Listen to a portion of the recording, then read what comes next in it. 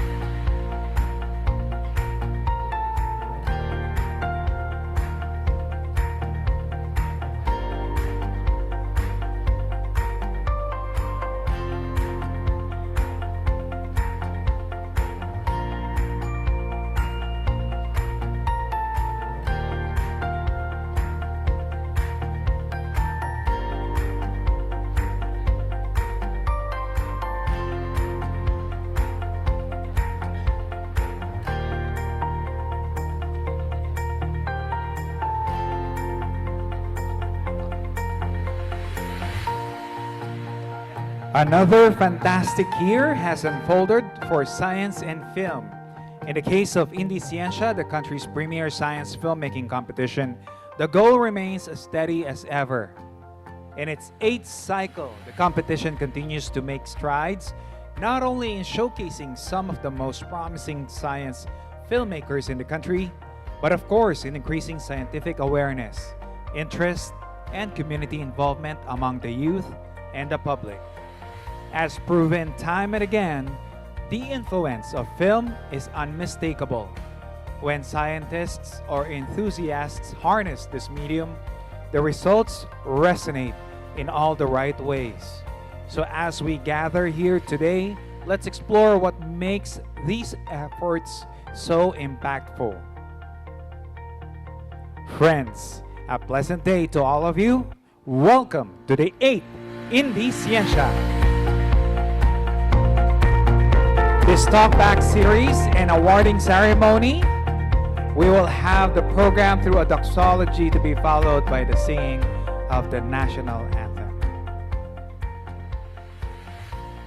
Everyone, please rise.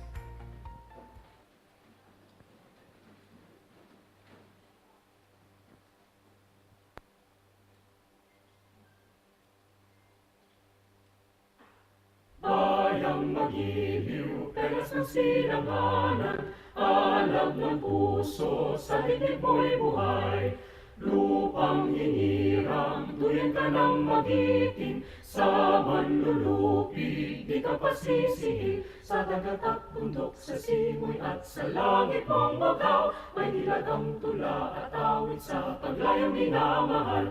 Ang kislap ng watawat mo'y tagumpay na naglilingin, ang bituin at araw niya kailan pa may di magdidilim. Lupa ng araw ng walhati pagsinta, buhay ay langit sa piling mo. Aming ligaya na pag may mga api, ang mamatay ng dahil sa'yo.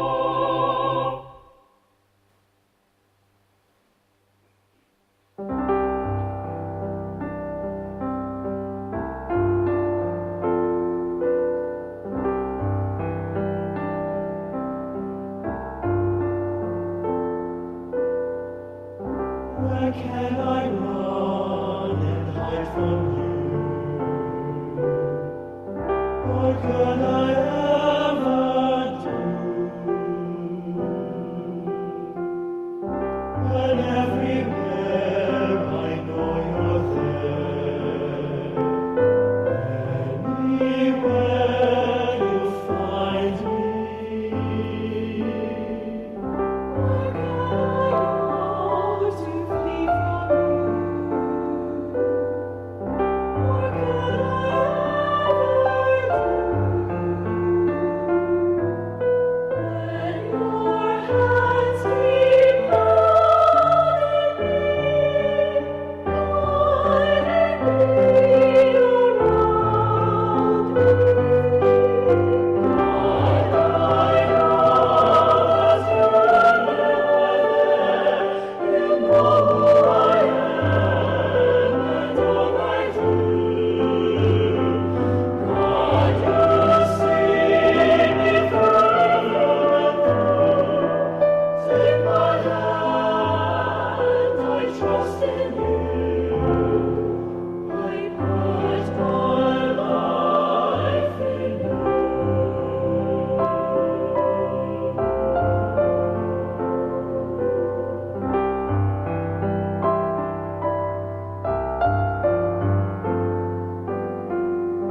You know me when I sit or stand. My life is in your hand. You read my thoughts from far away. In everything you know me.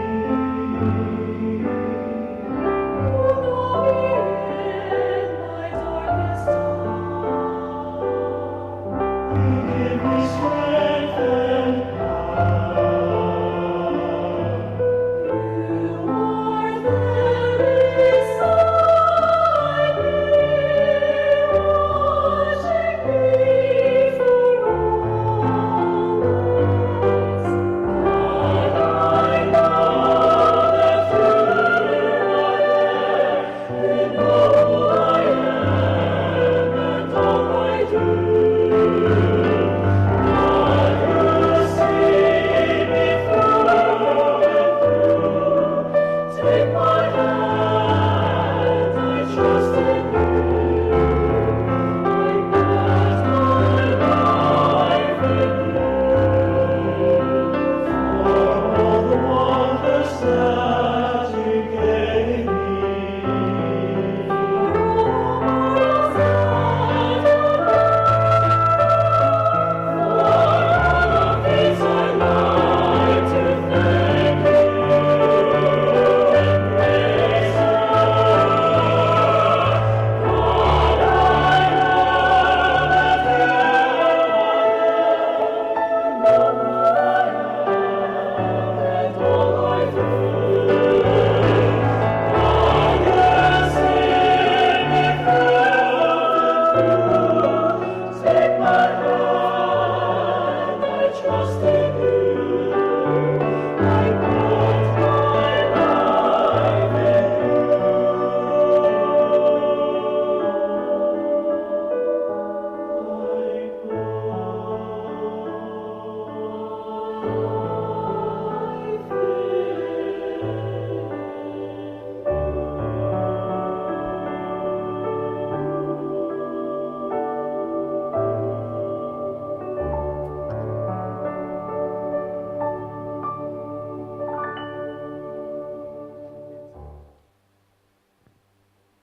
You may now take your seats.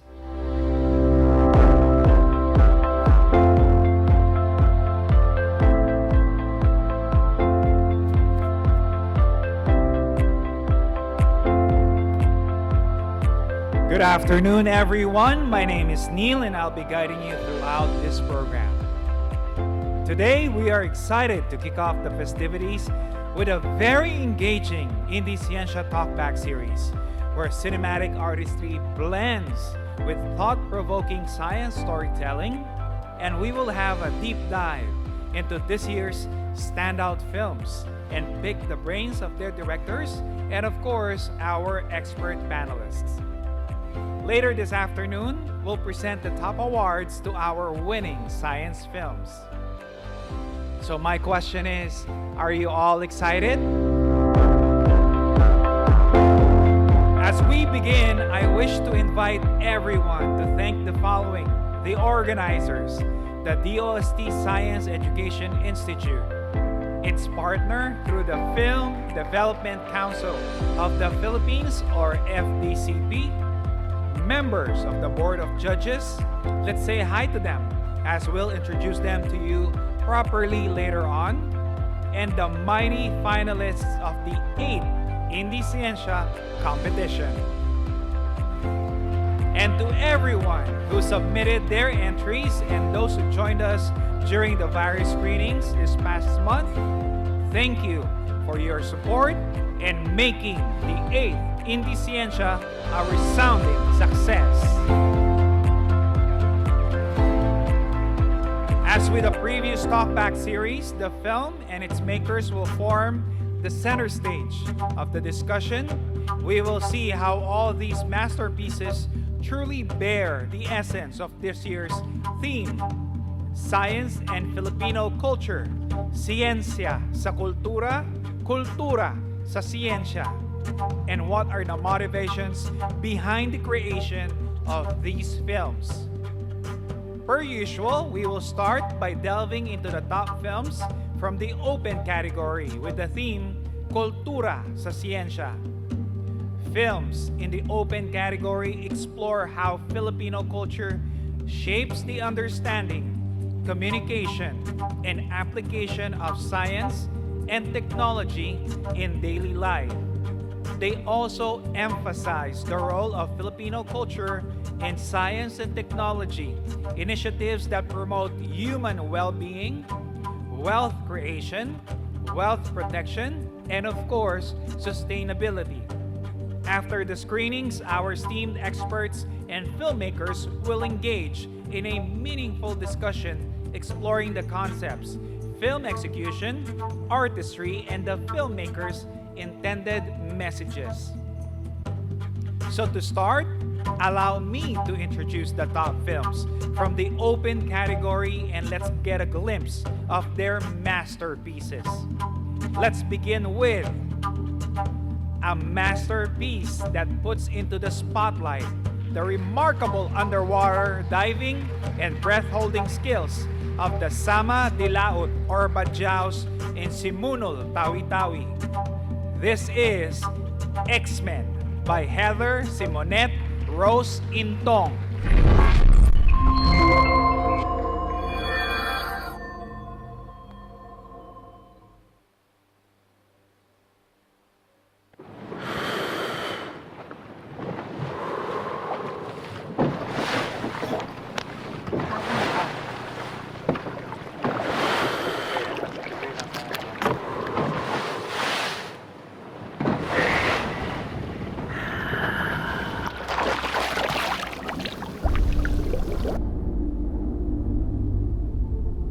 Tite pagpana pinuhon pa kanya daing tanda pinana pangtaa binua mole idagangan ano ho ma anak-anak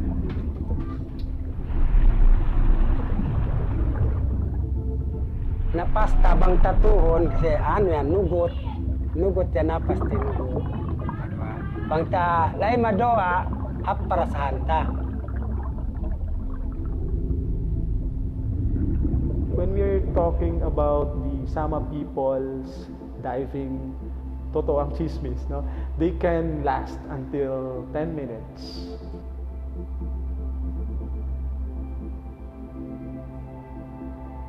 The Sama Dilaut had spleen sizes that were about 50% larger than those of the neighboring community. And the spleen is involved in diving because when you hold your breath and go underwater, something that happens is called the mammalian dive reflex, or the human dive reflex. And so one of the components of that reflex is that your spleen contracts. And because your spleen stores red blood cells, those red blood cells get pushed into circulation, giving you an increased amount of oxygen while you're diving. And using whole genome sequencing, we were able to look at DNA or genetic data and show that we could actually identify what gene had been under selection and was causing the spleens to be bigger. There are a lot of diseases as well as states that you can be in terms of your health that where your oxygen levels are quite low. So if we could understand and replicate the biology of the samadilaut, and so maybe I could give you a pill that makes you more like the samadilaut, and in that way protects you from this condition. Doing things right is more important than any data that you could collect. And so I think that you can't do good science without doing it well and without doing it with communities. Diving, the sea comes with livelihood.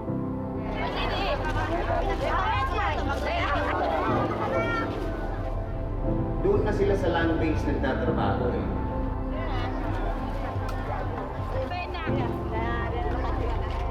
Yung sa sea, bihira na. Kasi mas mabilis na yung pera eh.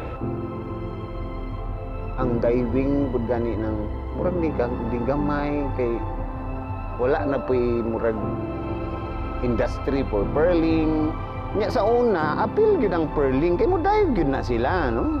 So unsa pa'y may i-dive kung wala na ang industry? If we only had non-divers, it would be a lot harder to know if this was a genetic effect related to diving. And so I think from a scientific perspective, it's really important to preserve these cultures, lifestyles. Umul na sa mga 10 tahun umul na. Nabuha ko yan, training bangsa class, ibuwali ko ya, i-training ko marilaot. Di patuhon, ni babaw dolo. Bus tabut na, ni-training sa mga nilalom-lalom, na daily.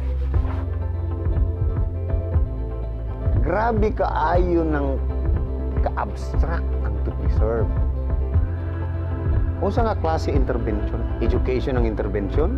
Unsa may kultura ang ma-maintain dito? Your sense of identity being a samadilaut? Madrag pa ba nila ilang culture? Or just maybe, you can just exist as samadilaut but you don't do the culture anymore. Ang sa ako karon is just at least to document. Basin in the future, makita niyo yung documentation, video ba na, sulat ba na, or anything, or any medium. Basin di ay, in the future, na ay makapractice.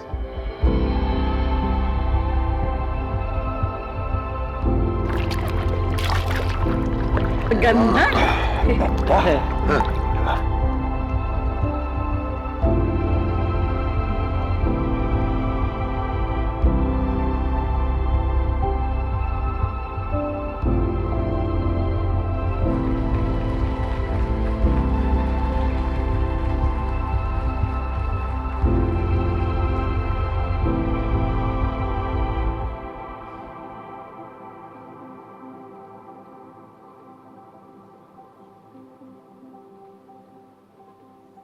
There actually has been recent work that has shown that Sherpas, so these are people, living in the high altitudes of the Himalayas, actually also have larger spleens.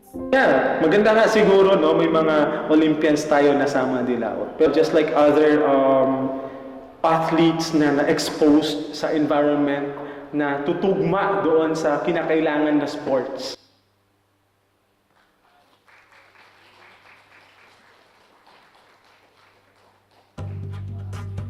This next film will take us all to the Twin Lakes Natural Park in Negros Oriental, as it showcases the harmonious coexistence of traditional ecological knowledge and modern conservation efforts.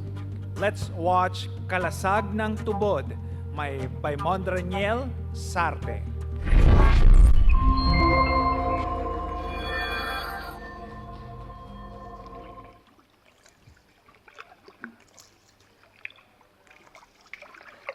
Ang ako sa ako lang parte, ma'am. Kung ako'y papiliun, ang akong piliun kanilang. Kasi nati naman ko. Karunungang kultural at scientificong kaalaman. Marahil, masasabi nating dalawang aspetong magkasalungat. Ngunit kung susuriing mabuti, ang dalawang ito pala ay nararapat na konektado upang mapangalagaan ang ating kapaligiran. Usa may daan sir nagprotekta diri sir sulod sa protected area. Diri ba may nanguha og panginubian. Lake Balinsa-Sayao, a significant body of geological feature that really contributes the growth of biodiversity in the province. Muna say museum nga buhi gyud nga museum. Kung buhi ang imong makita nga mga wildlife ug kanang mga kahoy ug mga tanong. Tila isang paraisong nagbabayanihan upang maprotektahan ang lugar na para sa kanila ay karugtong na ng kanilang mga buhay.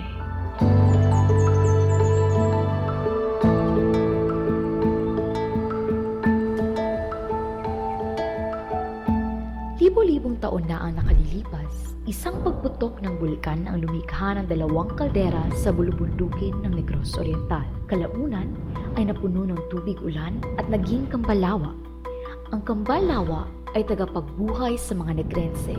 Ngunit ito'y natigil sa panahon ng insurhensya kung saan ipinalikas ang mga lumad at ipinagbawal ang paninirahan malapit sa lawa. Gira diri pud sa una ma'am. Rebelde og army ang magbangga sir. Sa dili pa na develop diri ma'am. Ngayon, ang lugar ay tampok sa taglay nitong kagandahan, natatanging ekolohikal na katangian at mayaman na saribuhay.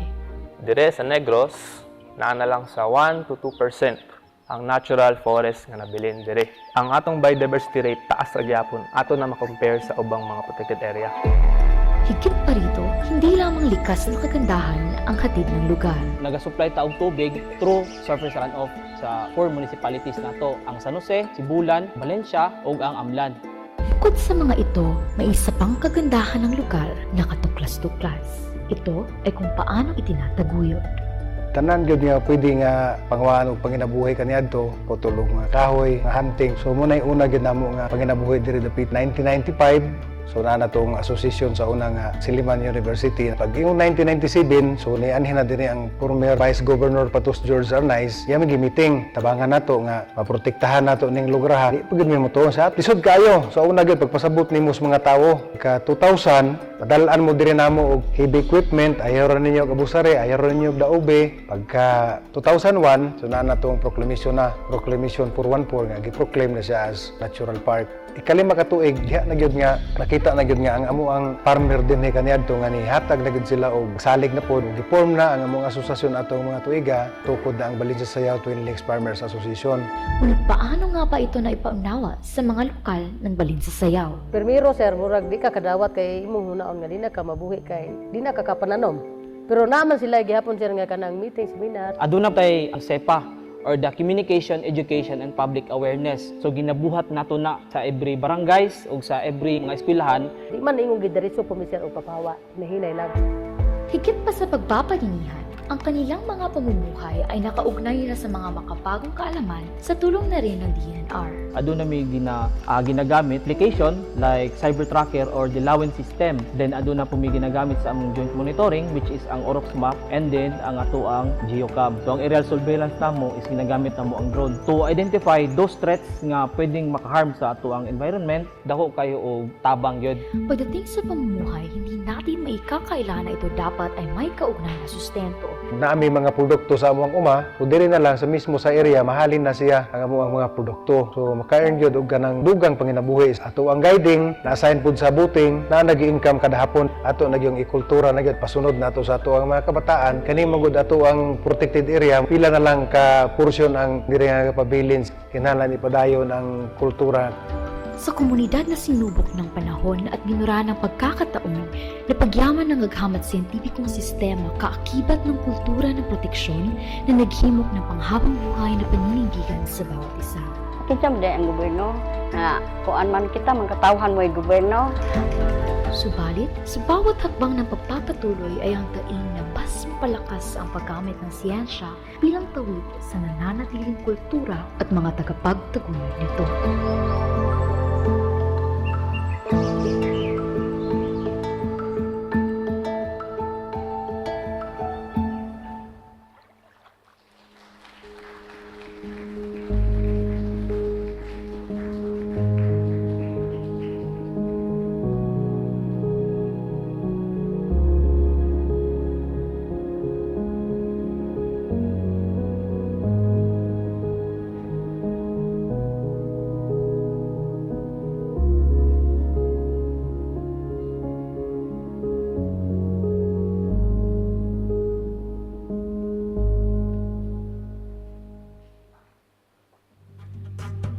Now, let's see the work of Dexter Paul de Jesus and Drexler Jaramil, which highlights the vital role of herbolarios, showcasing their use of herbal plants in traditional healing and how science and technology harnessed these plants for modern medicine.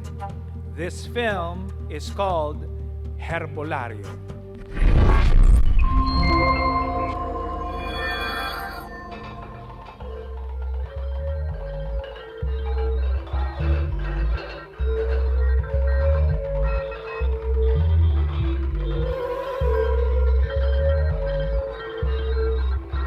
Babaylan, kuranderos, mangtatawas, manghihilot, herbolaryo. Ano mang itawag sa kanila, sila ang unang nagtaguyod ng tradisyonal na medisina sa Pilipinas at ngayoy isang kulturang patuloy na tumatayo bilang alternatibong paraan ng panggagamot sa kasalukuyan.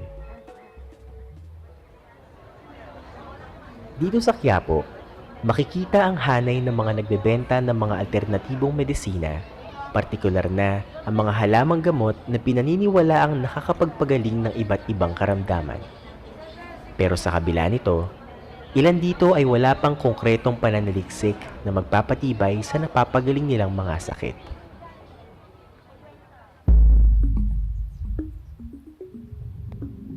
Bilang isang tropikal na bansa, ang Pilipinas ay tahanan sa mahigit 14,000 uri ng halaman. Sa isinagawang survey at research ng National Integrated Research Program on Medicinal Plants o NIRPROM sa mahigit 2,000 herbolaryo sa Pilipinas, mahigit 500 halaman ang napag-alamang may kakayahang makapanggamot. Actually, the mandate of the Institute of Herbal Medicine is to really validate or look for the science behind what our traditional healers have been using for many, many generations. We really advocate, of course, using medicinal plants or even herbal medicines, meaning having it in modern formulations like tablets, syrups, etc. But there should be a science behind it. Sa pagdevelop ng medisina mula sa mga halamang gamot, tinitignan nila ang pharmacological activity ng halamang gamot sa isang sakit at i-isolate ang compound na may pinakamataas na activity dito. Pero dahil ang isang halamang gamot ay maituturing na compound medicine, maaari itong gamitin sa iba't ibang uri ng karamdaman. In synthetic medicine, usually one compound lang yan. Let's say salbutamol. So it's a bronchodilator. But if you look at Lagundi, ang dami niyang compounds. Let's say for asthma, it has a compound that is a bronchodilator. There's a compound that is anti-inflammatory. It has an antihistamine in it. It also has an anti-leukotriene compound. Kung bibili ka ng synthetic, isa-isang gamot yan. 7 sa 10 aprobadong halaman ng DOH ang nakapasa na sa clinical trials at mayroon ng modern formulations. Ilan dito ay handa nang mailunsad sa merkado. The most successful ones were really Lagundi and Sambong. Kaya ako na-excite sa Lagundi was during the COVID times. It was already recommended sa mga COVID packs ng mga ibang LGU and PCHRD who helped us, who sponsored it also was recommending it. Marami pang mga halamang gamot ang kasalukuyang dumadaan sa mga clinical trials. Ilan dito ang Guaviderm o guava ointment para sa impeksyon sa balat at anti-dengue capsules na mula sa tawa-tawa, banaba at luya na kung makapasa sa clinical trials ay siyang magiging kauna-unahang anti-dengue medicine sa mundo. If you remember, a lot of anti-cancer drugs are from plants. Anti-malarial drugs also came from plants. Your aspirin came from a plant. So many modern medicines, which later became synthetic, were plant-based. So, marami pa tayong makikita. Ang kultura ng paggamit ng mga halamang gamot sa medisina ay isang pag-aaral na dapat itaguyod at pagyamanin. Kailangan nito ng epektibong ugnayan ng mga herbolaryos, mga mananaliksik, at pati na ng gobyerno at mga pharmaceutical industries. Mula sa pagdikdik at pagpapakulo ng mga dahon para sa sugat, hanggang sa pagbuo ng mga modern formulation laban sa mga sakit, nakakasabik isipin na marahil ang susunod na gamot na magpapagaling sa mga malubhang karamdaman ay maaaring matagpuan lamang sa iyong bakuran.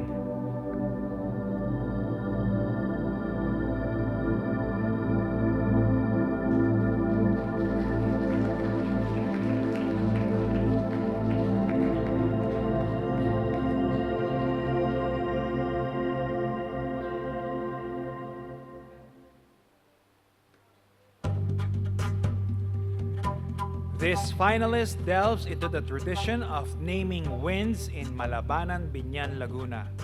Merging science and folklore, the film highlights the significance of this practice among the fisher folk and its deep connection to the environment. Friends, this is Krista Ina Heran's Banghay.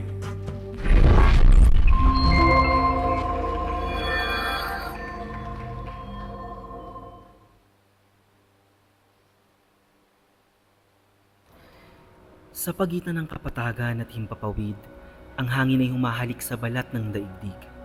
Walang humpay, walang katapusan, walang hangganan. Ito ang nagsisilbing hagdan ng pakikipag-ugnayan. Sa tao at kalikasan, walang pinipili ang kanyang tahanan. Sa puno, sa lupa, sa kalangitan, awit niya'y sumasabay sa alon ng karagatan. Ang hangin ay patuloy na nagbibigay buhay at pakinabang. Sa silong ng puno, mga dahon ay kanyang kaibigan. Biyayang kaloob na siyang nagbibigay enerhiya. Sa paglipad ng mga ibon, siya'y tagahatid ng hihip at aliw. At sa pagdating ng takip silim, siya'y nagbibigay liwanag sa dilim. Dito sa Binyan, ang hangin ay bahagi ng kultura at pamumuhay ng mga mangingisda sa Barangay Malaban. Ang hangin ay hindi lamang elemento ng kalikasan, kundi kasama at gabay sa kanilang pang-araw-araw na paglalayag. Ano pa nga ba ang meron sa kultura ng mga katawagan sa hangin dito sa Binyan? Tayo mga tangible, meron tayong mga intangible. Yung mga intangible, ito yung mga hindi nahahawakan. At itong specific na kultura ng mga taga-barangay Malaban, ng mga mangingisda ng Binyan, tungkol sa mga katawagan ng hangin ay intangible cultural heritage. Ang alam lang natin, meron tayong dalawang hangin, amihan at habagat. Pero itong mga ninuno natin, yung mga mangingisda, nakagawa sila ng iba't ibang mga katawagan ng hangin depending on their livelihood needs. Halimbawa, meron silang isang tawag sa hangin pag dito nang galing. May tawag pag dito, dito, dito, dito, dito. Hindi, ang timano may mga dinatnan namin sa mga matatandang sinauna sa mga nuno namin. Kasi diyan nakapokus ang aming trabaho, ang aming mga gamit. Sa pamamagitan ng hangin, daw kumuha ng power. Kaya napag-aaralan namin ang lahat ng uri ng hangin. So, isipin mo kung nung panahon na yun, especially that, hindi pa naman uso noon ang aral, hindi pa naman kasama doon ang navigation ng mapa, hindi pa kasama doon kung ano yung mga pangapangalan. Pero yung mga ninuno natin, they found ways kung paano nila tatawagin yung iba't ibang katawagan ng hangin. Sa kausayan ng mga ninuno natin, mapapatanong tayo, ito bang mga paniniwalang ito ay katotohanan, imahinasyon, o kwento lamang mula sa nakaraan? Ito yung mga hangin na nanggaling sa Southwest Monsoon o Habagat. Una is yung clan name, traditional name, Sungay, then Habagat. Yung tinatawag na easterlies, yung hangin nga mula sa silangan is yung magulang at saka hangin nga timog. Ito, Habagat Sampiro. Magagal sa may lugar na yan, papuntang Cavite. Tapos sa Habagat Maynila naman. Sa Balas or Unos or Amihan. Sa Amihang Mura, dito, sa Salatan. Salatan galing sa may pagitan ng Makiling tsaka ng Tagaytay. Ito yung mga hangin na mula doon sa Binyan, Lake, Laguna. Itong kultura ng mga katawagan sa hangin sa Barangay Malaban ay kanilang ginagamit sa paglalayag at paglaot. Ito ito rin ay mainam na palatandaan para sa papalapit na unos. Sa pagsasama ng kultura at hagham, nagbubukas ito ng maraming oportunidad. Pinapaigting nito ang kahalagahan ng kultura sa kasalukuyan at makabagong panahon. Makikita natin na ang mga mangingisda ay malayang makakapamalakaya na hindi dumidepende sa langis at gasolina. Maaagapan ng kasalukuyang estado ng yamang tubig sa lawa. Di hamak na makakatipid ang mga mangingisda sa paggamit nito. Tunay na ang kulturang ito ay hindi lamang patungkol sa mga ngalan ng hangin, kundi magbibigay direksyon sa mas maginhawang buhay. Culture is not anti-development. Ang kailangan mo lang gawin is hanapin mo kung saan mag-merge yung past at yung present para magkaroon ng sustainable future. Sa pagsasanib ng agham at kultura, lumilikha tayo ng isang mundong sumasabay sa pag-unlad at pagbabago na hindi tumatalikod sa kulturang kinagisnan. Ang mga ito ang siyang nagbubukas ng ating kamalayan, nakaakibat ng pag-unlad ang dunong ng nakalipas. Tanga ng ating mga ninuno ang mga nakakubling yamang maaaring magbigay ng kaunlaran sa bagong landas. Nararapat lamang nating gawin ay tugunan ito at huwag limutin. Ipasa at isalin, paunlarin, ingatan at pagyamanin. Dahil ang yamang ito ay pamana ng nakalipas na aakay sa atin sa sostenibleng bukas.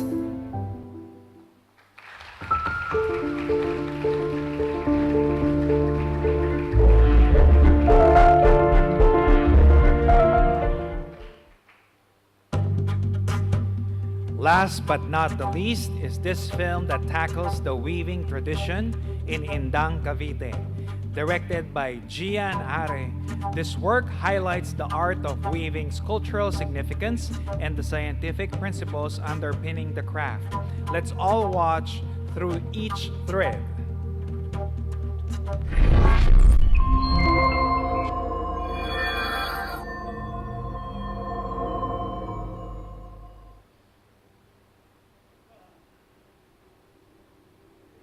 In the Philippines, a land rich in history and tradition, the art of weaving has long been a symbol of cultural identity and craftsmanship.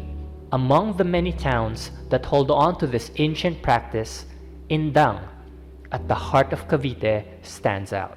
Indang's history is deeply rooted in the fight for freedom during the Philippine Revolution, a legacy that continues to inspire the resilience and creativity of its people. Here, the act of weaving is not merely a craft. It is a bridge between the past and the present, intertwining the wisdom of generations with the unchanging principles of science. It is in this blending of culture and science that the true genius of Indang's weaving tradition is revealed. Preserving this tradition are the dedicated women of the Mahabang Kahoy Weavers Association. Bubut, who lost one of her hands in an accident, leads the cooperative.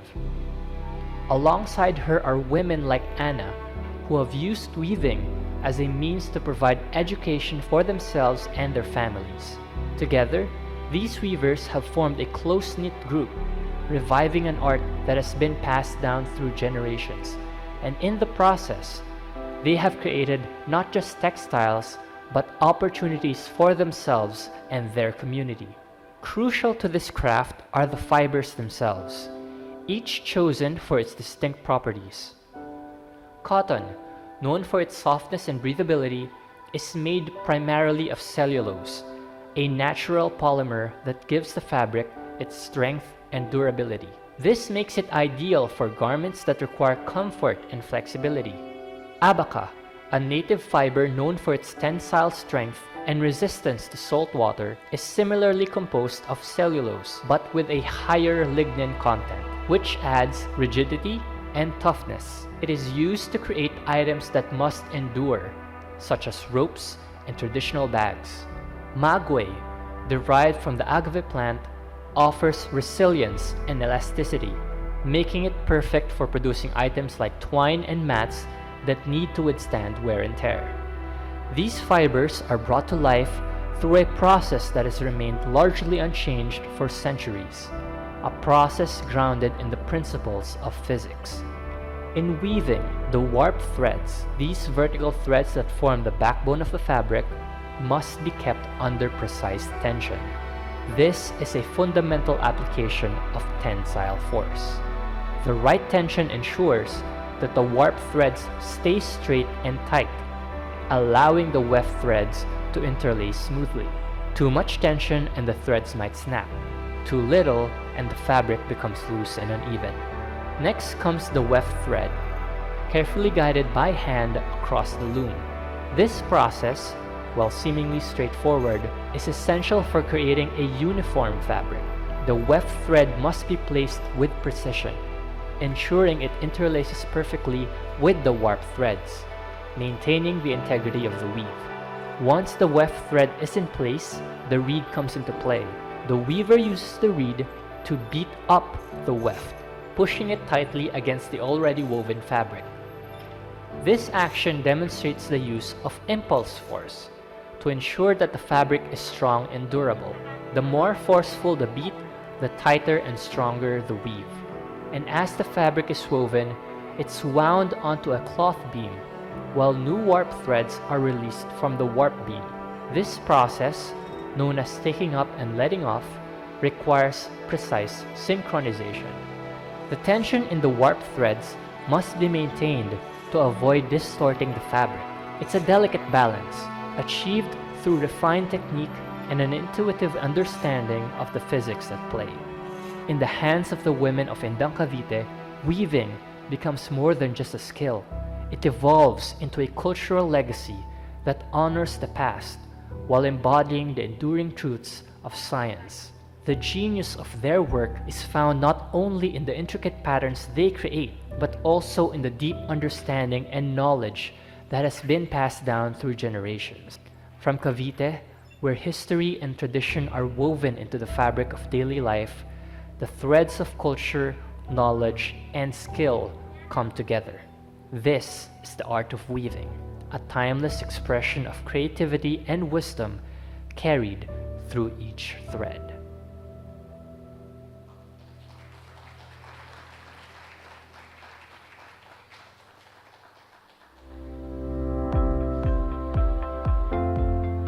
So I hope you enjoyed that one, because at this juncture, let us feast on our culture from our top films in the youth category.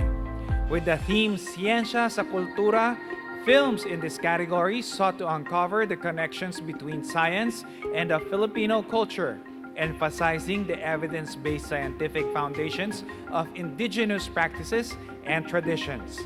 Let us now get to know our finalists. Exploring the rich yet turbulent history of Negros Occidental and its sugarcane culture, this film by Lloyd Zedric Apacible of Negros Occidental National Science High School delves into the devastating sugar industry crisis in the 1970s to the 1980s that plunged the island into severe economic and humanitarian distress. This is Decadent Bitterness.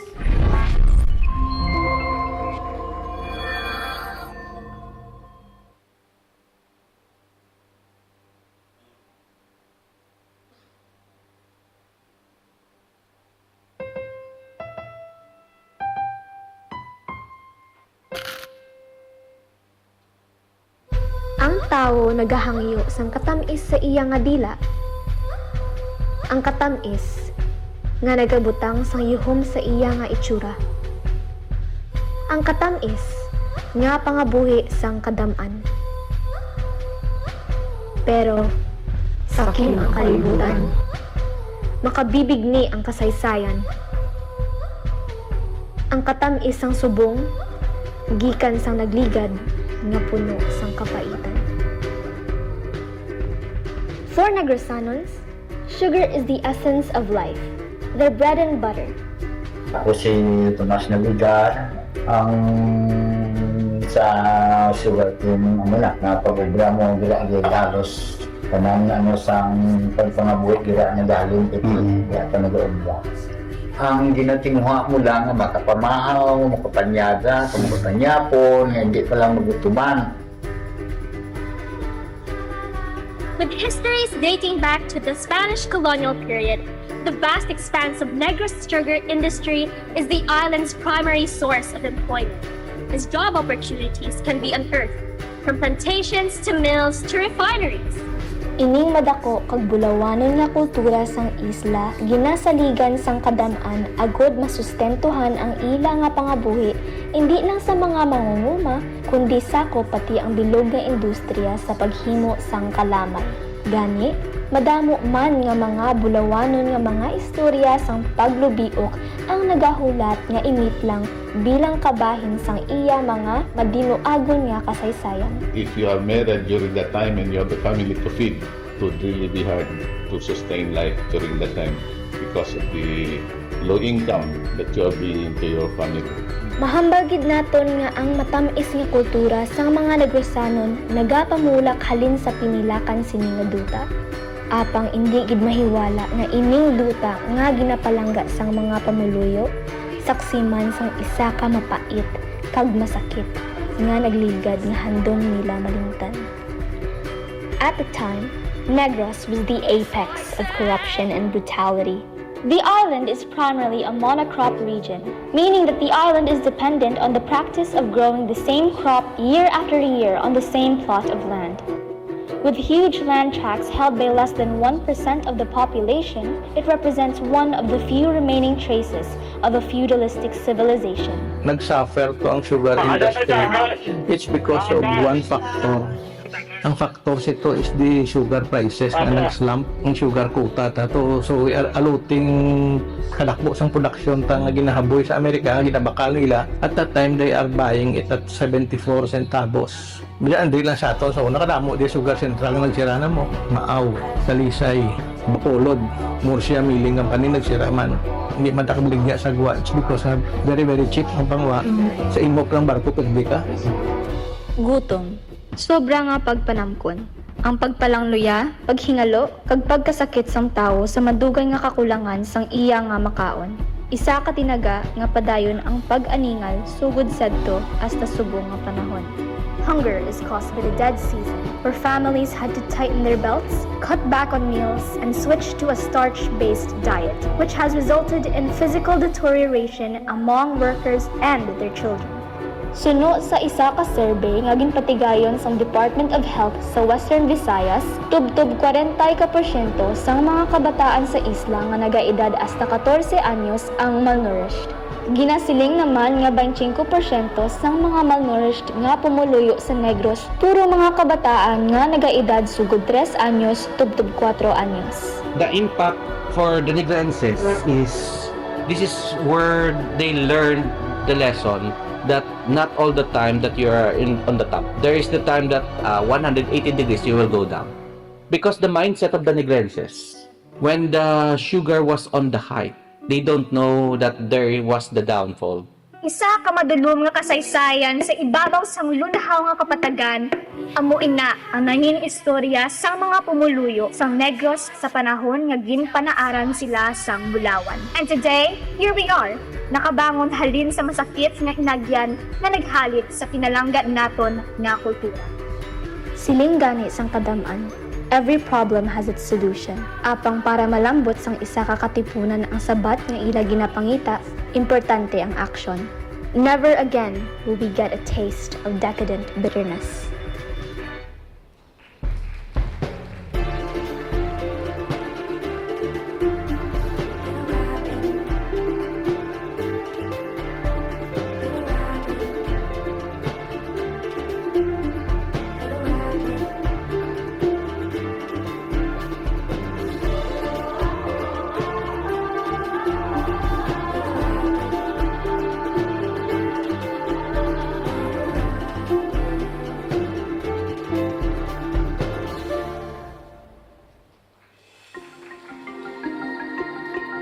Our next finalist is a film that tackles the vital role of the Pulangi River in Valencia, Bukidnon.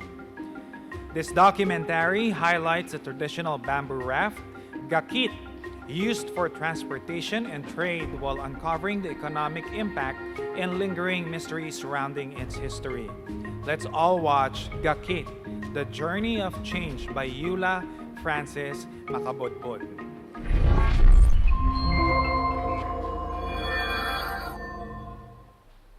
Tinuod ba nga molambo ang usa ka lugar kung kini duol sa tubig? In the heart of Valencia, Bukidnon, lies a river that has shaped the city's history and culture. The Pulangi River, once the sole highway, has witnessed the rise and evolution of a community. This community was built on the backs of the native settlers of Bukidnon, which comprises of different tribes, namely the Manobo, Talandig, Bukidnon, and many more. Before the construction of roads and bridges, the only way to reach other destinations was to rely on the river's current with the use of gakit, a handcrafted bamboo raft. The gakit was more than just a mode of transport. It was a source of life. It all started when traders from the upstream communities came to Valencia to buy and sell goods, increasing its economic growth, which in turn resulted into a thriving business district and into what Valencia is today. Kung dakit ang iskutan, sa una nga panahon, sa among mga katigulangan, ang dakit, kay wa pa may sangkyanan sa una, wala pa rin mga pampot. Ang dakit mo ay pinaka-importante na gamit sa IT. Kay mo ay siyempre mo ilang sakyanan. Kung mo ato manggaling sila sa ilang umbak, mutabok sa Pulangi, ang dakit ang sakyan. So bakit ang kargahan sa mais sa magtabok magkuan mga sitler sa tabok dili gakit lang yun ang ila kana San Fernando karon ang ilang mga transportation gikan dito kargahan sa ilang mga goods gakit gikan dito pag gakit na sila paingon diri sa Valencia kanang old tulay kanang old tulay nga repair karon diya mo dugo ang mga gakit. However, others claim that the gakit did not originate from native Bukidnon settlers.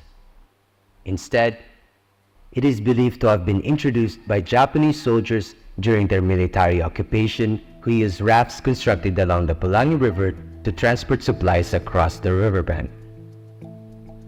But why was the gakit so vital? The answer lies in the river itself. The Pulangi River was not just a path. It was a source of sustenance, a means of connection, and the foundation of life. The gakit may have carried goods and people, but the river carried something even greater, the potential for a community to rise and thrive. Throughout history, many civilizations have thrived by channeling the power of nearby waters, a phenomenon known as hydraulic civilization. In all across the Philippines, rivers have played a crucial role in shaping the lives of communities. In the Calamianes island of Palawan, the network of waterways nurtured a vibrant maritime civilization. Similarly, in Antique Province, rivers served as a vital conduits for trade and interaction. The local economy and culture were deeply intertwined with these waterways, demonstrating how hydraulic civilizations influenced their growth and development. These rivers, like the Pulangi, had been central to the survival and prosperity of their people. The science of hydraulic civilization tells us that communities near waters are naturally positioned to thrive. They offer fertile soil for agriculture, provide essential water resources, and facilitate the movement of goods and people. Here in Valencia, the Pulangi River has done more than just shape the land. It has shaped the very way of life. Though it is unclear whether the gakit was introduced by native tribes or foreign settlers, its existence is a testament to the river's contribution to the city. Even though the gakit's origins still remain a mystery, one thing remains true. Milambog yun ang usa ka lugar kung kini duol sa tubig.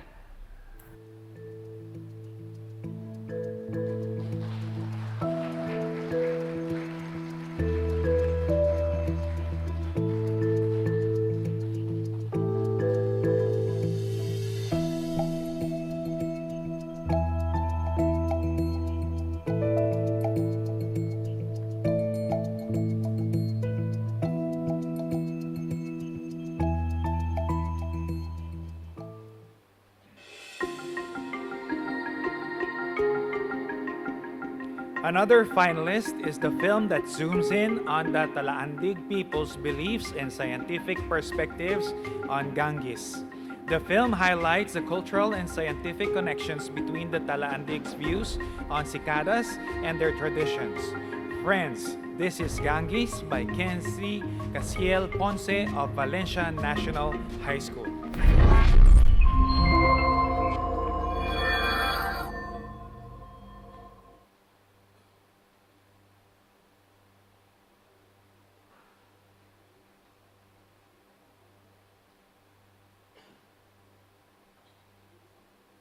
Ang lawak ng kagubatan, ang agos ng mga ilog at ang malalawak na kabundukan. Sila ang mga likas na yaman ng Songko na nag-aalok ng misteryo at kapayapaan sa mga tao. Dili sundon ang babae. Kaya naaman sa babae ang Evrel. May sariling paniniwala, mga kaugaliang kultural at mahaba nilang kasaysayan.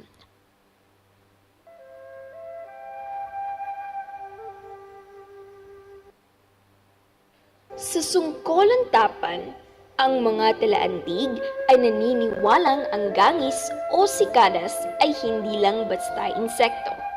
Ito'y simbolo ng malalim na koneksyon ng tribo sa kalikasan at kanilang mga ninuno. Sa kultura ng Talaandig, ang huni ng gangis ay mahalagang sinyales ng kalikasan na nagpapahiwatig ng mga paparating na pagbabago tulad ng tag-init. Agad naghahanda ang tribo para sa mga ito na pinapahalagahan ng gangis bilang isang gabay sa kanilang pang-araw-araw na buhay. Bagamat ang paniniwalang ito ay bahagi ng sinuunang kaalaman ng mga Talaandig, maaari rin nating tingnan ang gangis mula sa isang scientificong pananaw. People that these cicadas are ecologically important. They have their own lives. Some people consider it as forecasting weather condition, forecasting good omen. Ang huni ng gangis, particular na mula sa mga lalaking gangis, ay isang mating call na ginagamit para makaakit ng mga babae. Ang tunog ay nililikha ng timbals, mga espesyal na istruktura sa kanilang abdomen na nagpapalakas sa tunog sa pamamagitan ng pag-vibrate ng kanilang abdominal muscles. Ang katawan ng lalaking gangis na may guwang na bahagi ay nagsisilbing amplifikasyon ng tunog kaya't mas malakas ito. Ang mga iba't ibang uri ng gangis ay may sariling iba't ibang tunog, pattern at frequency na tumutulong sa mga gangis na makilala ang kanilang kapareha. Ang mating call ng mga lalaking gangis ay inilarawan bilang hindi katulad ng anumang tunog na naririnig mo sa kalikasan. Ang tunog ng gangis ay sinusukat at ipinapakita sa visual na representasyon na nagpapakita ng mga frequency sa partikular na oras. Ang frequency at haba ng tunog ay maaaring magbago depende sa lokasyon, panahon, at kondisyon ng kapaligiran. Sa mas mainit na lugar, ang tunog ay maaaring mas maiksi o mas mataas ang frequency kaya't nagbibigay ito ng palatandaan para sa mating at sa pagsasaayos sa kanilang kapaligiran. Sa kultura ng Talaandig, ang gangis ay itinuturing na tagapagdala ng mensahe mula sa mga espiritu at gabay sa panahon. Ang paglabas nila ay maaaring nasasabay sa mainit na panahon kaya't naging bahagi na ng tradisyon. Ang huni ng gangis ay mating call na nililikha ng mga lalaking gangis gamit ang timbals sa kanilang katawan. Ang tunog na ito ay mahalaga sa komunikasyon ng species. Ang pagsasama ng tradisyonal na kaalaman at agham ay nagpapakita ng kahalagahan ng gangis at ng ating responsibilidad sa kalikasan.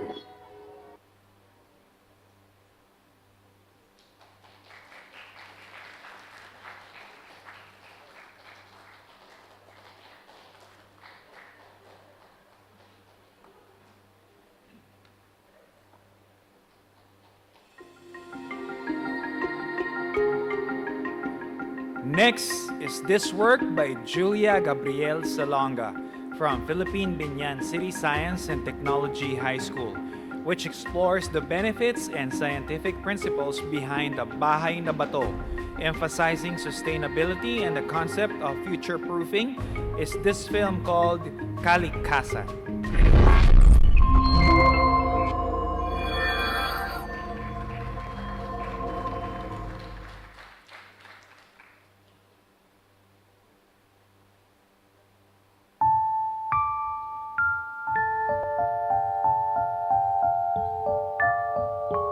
Makaluma, yari sa bato at kahoy at nakakatindig balahibo.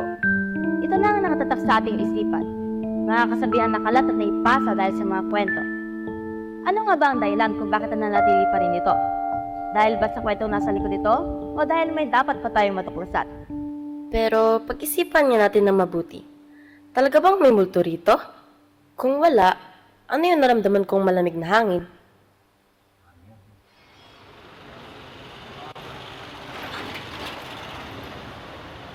Tayo'y magtungo sa Binyan, ang ating pamana at lungsod na mayaman sa kultura. Isa rin sa mga lugar na ang kasaysayan ay pinepreserba. At the end of the day, may responsibility ang gobyerno dahil ito ay pamana. Pero may responsibility ang mga may-aring ng lumang bahay na ilipat ang kahalagaan ng pamana sa mga magpapana nito. And hoping na yung mga nagmana nito na nakaalam ng kahalagahan ng pamana, sila yung magkukwento ng kasaysayan sa local. Bakit siya importante? We learn from it. Kasi itong mga museum na ito, parang siyang lifestyle museum. Tinuturuan ka, binibigyan ka rito ng glimpse. Paano ba namumuhay yung mga Pilipino noon during this era? Very unique yung mga bahay na ito in the Philippines. Kasi it represents the Filipino culture in terms of architecture, the way we build our houses way back then. Pinapakita rin nito yung resilience natin sa klima natin. Kasi nina-match niya yung tropical climate ng Pilipinas. Narito naman ako ngayon sa Restoradong Alberto Mansion. Tara, samahan niyo ako. Nang ito'y maging 200 anyos, halos kalimutan na lamang kasi sayang dala-dala nito. At alam niyo ba, nagsimula ang Save Alberto House Movement matapos ang pag-issue ng demolition permit na naging may-ari nito. Sa susunod na taon naman, tinagurian ng bahay bilang isang local heritage site. Sa pananakop ng mga Espanyol, hindi lamang ang kanilang mga paniniwala ang ipinamala sa ating bansa, pati na rin ang arkitektura. Kung saan, sa bawat sulok ng bahay na bato, ay ginamitan ng material na matibay at angkop para sa klima ng bansa at upang mas protektado ang mga bahay sa kalamidad. Usually, ang bahay na bato, yung mga bintana nila ay mas nakaharap sa amihan para pumasok yung hangin. Yung hangin na habagat, noon yun ang nagdadala ng mga bagyo, mga bintana nila dito sa harap ng habagat, naglalagay sila ng secondary wood. Ito yung mga media agua ang tawag. No? Tapos ang nakaharap naman sa amihan, yun naman yung laging bukas, no? At saka mas maraming hindanan daw. Yan ay cross ventilation nang gagaling sa tinatawag na passive design strategy. Sa konseptong ito, merong tig-isang daluyan ng hangin sa itaas at ibabang bahagi ng buong bintana, kung saan lumalabas-pasok ang hot and cool air. Ang mga bahay ngayon, mula taas hanggang ibaba ay gawa sa mga carbon-intensive materials, kung saan labis ang enerhiyang kinukonsumo sa produksyon, kaya kasabay nito ang pagtaas ng carbon emission.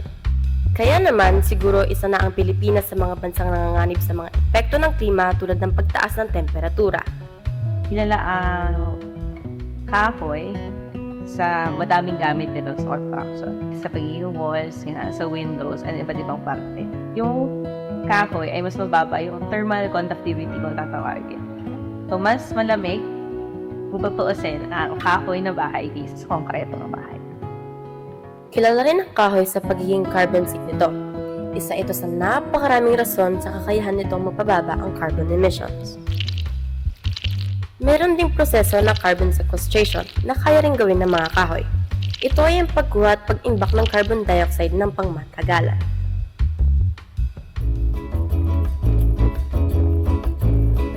kinabukasan ay hindi lamang patungkol sa mga kabahayang likha sa kahoy, bagkus ito ay patungkol din sa agham, kultura, teknolohiya, klima, kalikasan, at ang patuloy na pagsuporta at pagkakaisa ng bawat mamamayan. Hindi lang para sa iyo, hindi lang para sa akin, ngunit para sa lahat. Makulay, makabuluhan na nakaraan, sumasalubong sa magandang bukas. Mabuhay ang binyan, tunay kang minamahal. Kahanga-hanga, tunay na pinagpala. Dito'y buhay at nakaraan, sumasalubong sa magandang bukas. Kaya't halina sa binyan and experience. This finalist is a documentary that explores the enduring practice of betel nut chewing among the Dumagat Remontados, an indigenous tribe in the Philippines. The film uncovers its cultural significance, historical roots, and psychoactive effects, shedding light on its impact on their daily lives. Friends, let's watch Nganga by Angelique Rendon and Francesca Emanuel Sanvitores of Rizal National Science High School.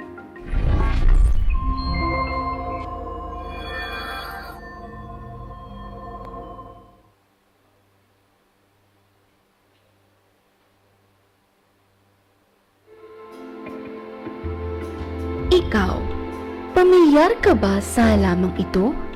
Ang halamang nagbibigay kulay sa ngipin at kultura ng mga Pilipino noon, ngunit nang iilan na lang sa ngayon.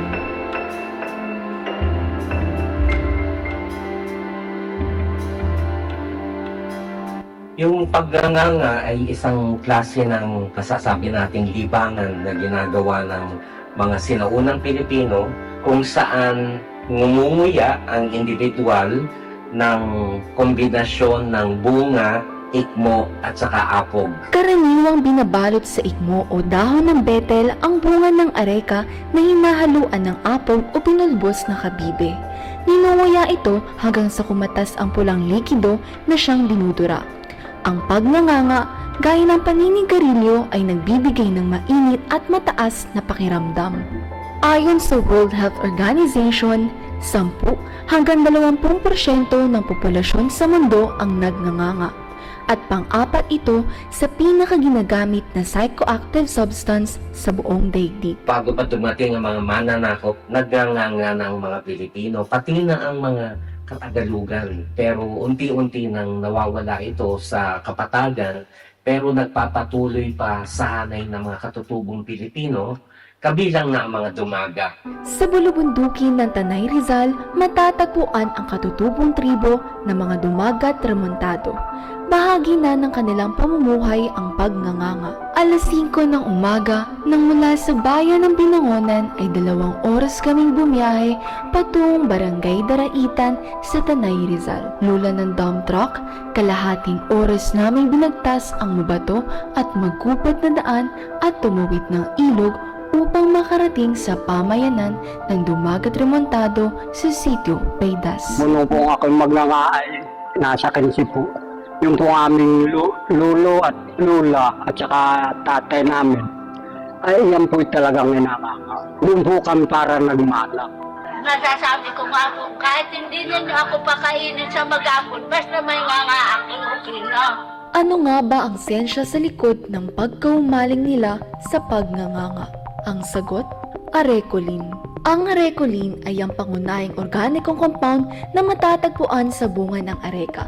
Dumidikit ito sa mga proteinang matatagpuan sa selula ng utak na tinatawag na acetylcholine receptor na nagiging sanhi ng produksyon ng maraming neurotransmitters, partikular ang dopamine.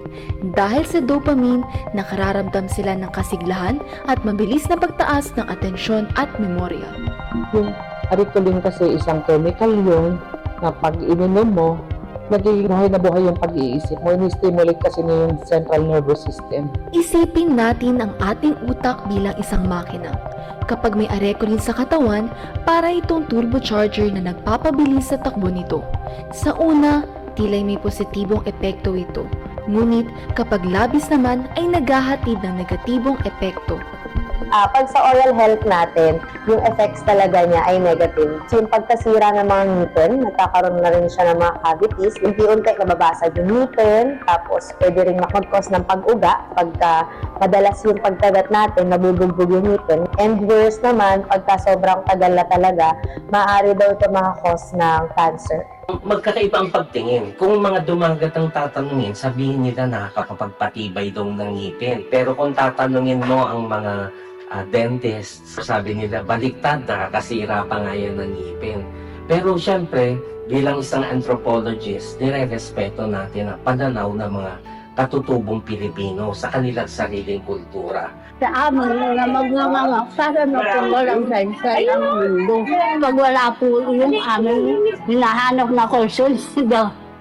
Sa bawat pagmuya, nagiiwan ito ng mantsa sa mga ngipin na kasing kulay ng kanilang mga karanasan sa buhay. Sa bawat pagmuya, ang pagkaumaling dito ang nagbubuklod sa kanila bilang isang pamayanan. At sa bawat pagmuya, nagbibigay ito ng masiglang pakiramdam na lulan sa bawat araw na dumaraan. Sa lente ng sensyay, nasilayan natin ang negatibong epekto nito. Ngunit kalakip din nito ang kaalaman na kahit sa makabagong panahon ay nananatili ang pamayanang nagngangaga.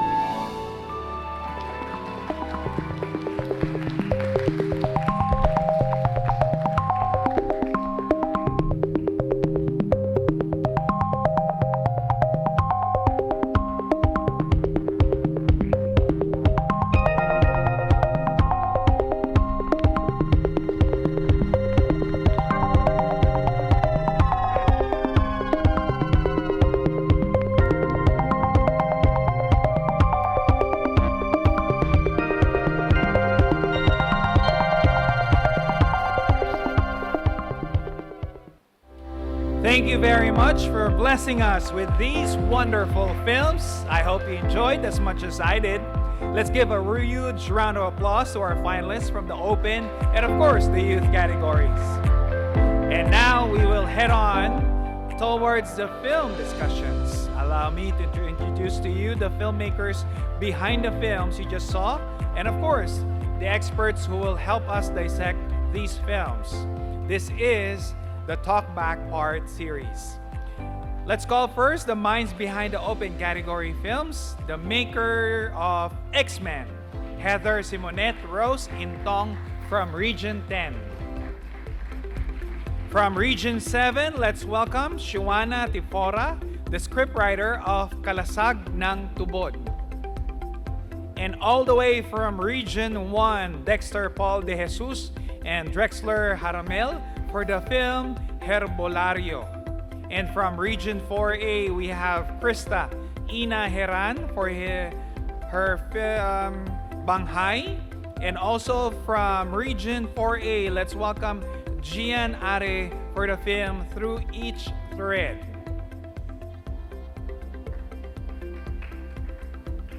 And together, let's now welcome the young filmmakers from the top youth category films. Lloyd Cedric Apacible of Negros Occidental National Science High School for the entry Decadent Bitterness. From Region 10, Eula Francis Makabudbod for Gakit, The Journey of Change. Sandre Yosef Gaan from Valencia National High School for Gangis. From Region 4A, let's have Julia Gabriel Salonga from the Philippine Binyan City Science and Technology High School, Director of Kalikkasan. And finally, Angelique Rendon of Rizal National Science High School for Nganga. Ladies and gentlemen, please give them a round of applause, all of our filmmakers. And to lead us in the discussion is, of course, the outstanding minds lending us their expertise in determining the best of the best in this 8th IndieSiyensya filmmaking competition, our board of judges. The panel includes a member of the Board of Judges, Mr. Seymour Sanchez. Dr. Joselito de los Reyes, Associate Professor in the Creative Writing Department at the University of Santo Tomas. With them, joined by Dr. B. Cristobal, Senior Lecturer at the College of Development Communication, UPLB, Executive Producer of Radio Henyo at DZRH, Manila Broadcasting Company, and member of SciComm Philippines. She's also part of our Board of Judges. And again, we'll get to know the rest of our Board of Judges in a bit. Now, let's turn it over to our panel. Hi, good afternoon, everyone. Good afternoon to our filmmakers. So, congratulations to your films. This is the first time, actually, in 8 years that we have, from the 10 finalists, we have 2 from Bukidnon, 1 from Tawi-Tawi, 2 from Negros, yung sa Balinsa Sayaw, that's Negros Oriental, and Decadent Bitterness, that's from Victorias, Victoria City, Negros Occidental. And then, of course, we also have from Binyan and Cavite. So, first of all, I would like to ask, anyone can answer yung question, what is the science concept behind your films? I don't want to go first po kasi nung by the way, sa amin po yung sa Tawi-Tawi, but we are originally from different places in Mindanao, and yung team namin puro based academically in Iligan City. So when the idea was first presented to us by a friend, her name is Bjork, she is a diver. Na-fascinate po talaga kami sa idea na there is a group of Filipino people who has this biological advantage na pwedeng magamit in researches. And napaka-novel po nung idea dahil according to studies, konti lang po talaga yung studies about them. So that was the mindset we had prior to the story development of X-Men. And then as we did storyboarding, research, ganyan, pumasok na din yung ethical research when it comes to doing science. And surprisingly po, nung pumunta kami sa Tawi-Tawi na mismo, by the way, prior to going there, we didn't really have an idea kung saan kami kukuha ng interviewee, let alone saan kami matutulog. We just said na let's just wing it when we get there kasi summer nung ginawa namin yung shooting. And then upon interview with the community, we interviewed tribal chieftains, divers themselves, people from the academe, Mindanao State University, Tawi-Tawi College of Technology and Oceanography, people from the government, yung tourism, and then from the Ministry of Indigenous Peoples Affairs, Bangsamoro Youth Commission. Tsaka po nag-dawn sa amin yung realization na we are just observers of their culture. And even though there's this huge biological advantage backdrop, huge possibilities behind them, hindi po kami yung makakapagsabi kung ano yung dapat nilang gawin in that sa advantage na they have. And after pa po nung Tawi-Tawi, saka namin na-interview si Dr. Melissa Elardo, which she has this superhumans lab na nakafocus po sila sa genetical evolution, and yung studies, yung scope nila is not just on Samadilaot or Badjaos from, by the way, yung sa study po nila is Badjaos from Central Sulawesi, Indonesia po yung hindi po sa Philippines. She's the one from Utah, right? Po? She's the one from Utah? Yes po. Yeah, but they also have studies na yung binention niya, Sherpas, and then recently yung women divers in Jeju Island, Korea.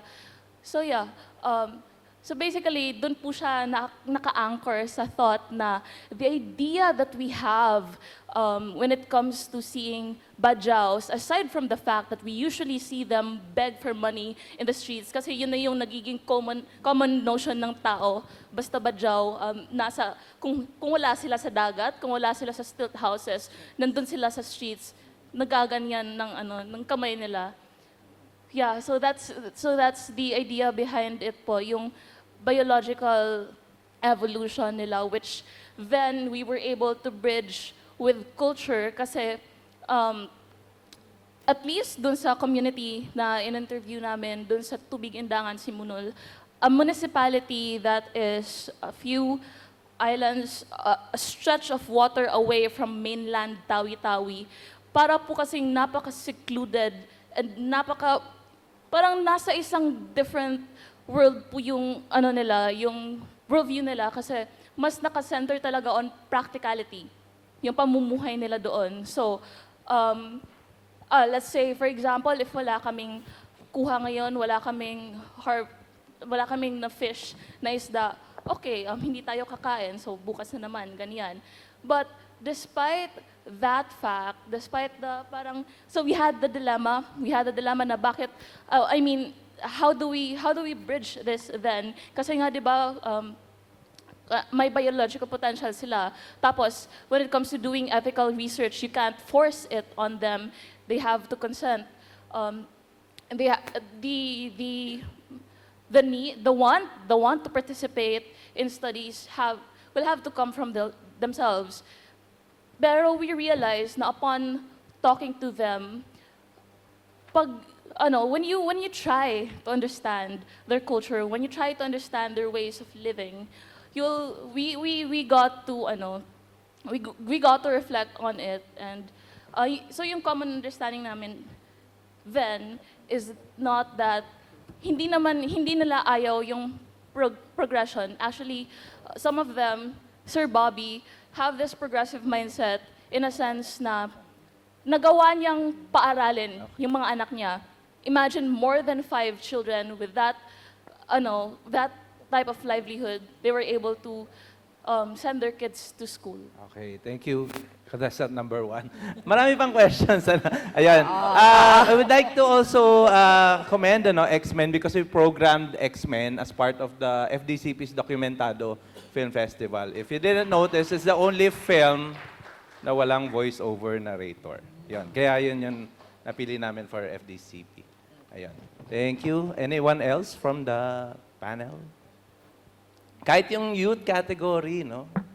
Ayan, maraming students dito, mas interested siguro sila to hear. Kahit 2 o 3. Ayan po. So, hi, Board of Judges. I am Ange. You can call me Ange. And I am one of the 3 directors of Nganga. So, Nganga, nung first na nilabas yung theme ng IndieSiyensya for this year, yung una naming thought process is, ano yung unique sa lugar namin? We are from Rizal, and we have Dumagats. And now, what is something unique with Dumagats? And it is their culture of pagnganganga. And this idea is actually from our coach, Dr. Marlon. And, nung una, medyo skeptical kami kasi ano kaya yung pwede naming maipalabas? Kasi usually, kapag narinig natin yung pagnganganga, nguya lang ng nguya, yung bibig lang. Ngayon, ano pa yung something na maipapalabas namin aside from that tradition?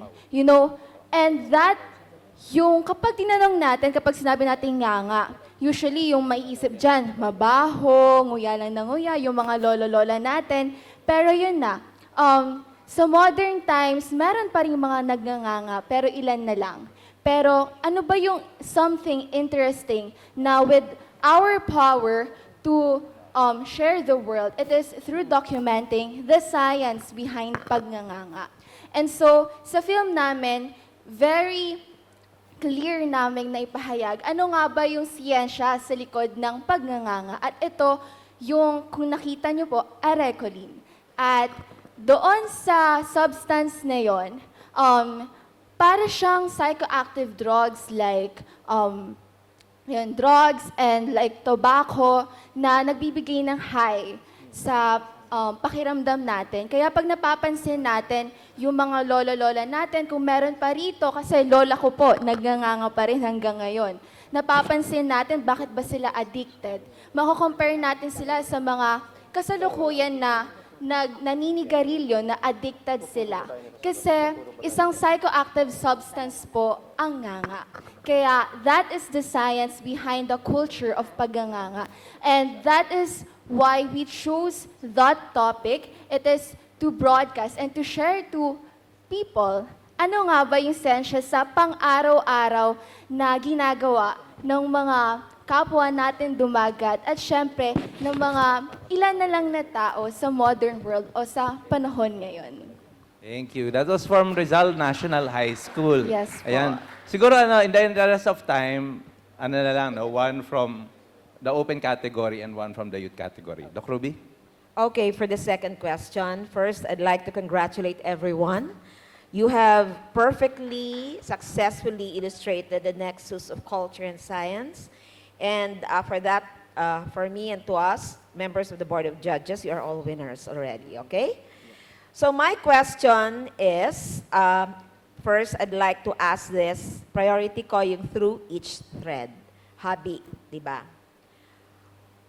What particular aspect of Filipino cultural practice in your film can science help to preserve our identity as Filipinos or as a people?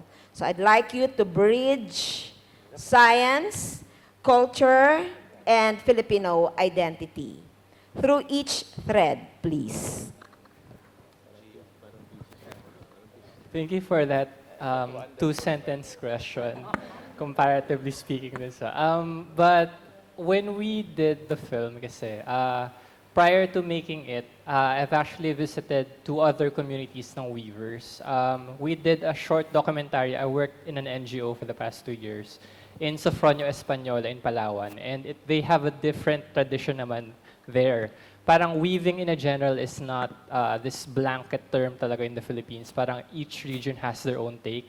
So when we did, I'm from Cavite, so when I learned about the Mahabang Kahoy's Weavers Association, na their treatment of it, they have a whole set of textile patterns that is distinct to them. When we also visited yung Cordillera region, who has their own distinct textile patterns, with the question of what can we tap into, I believe so many, even the other projects, the other topics concerned here, can thrive. This is coming from a little bit from that NGO mindset then, na bridging the current entrepreneurial or the current industries that are thriving today with the cultural elements that are built na nga. I bring this up kasi the Mahabang Kahoy Weavers Association in particular have partnered with, I think, a Benildian fashion designer wherein all of their base material would come from this community.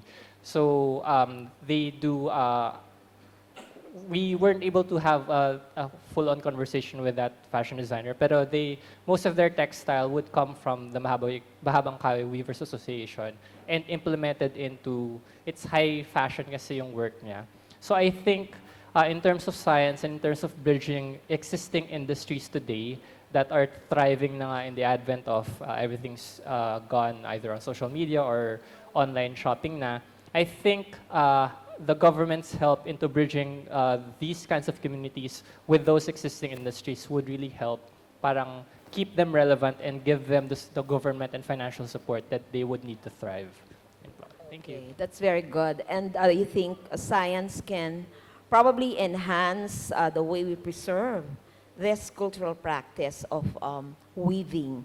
Or the science can also probably, if you digitize all those designs, can maybe, archiving then, yes, it can do good, but it can also do bad if this can be used by other cultures, even those in other countries.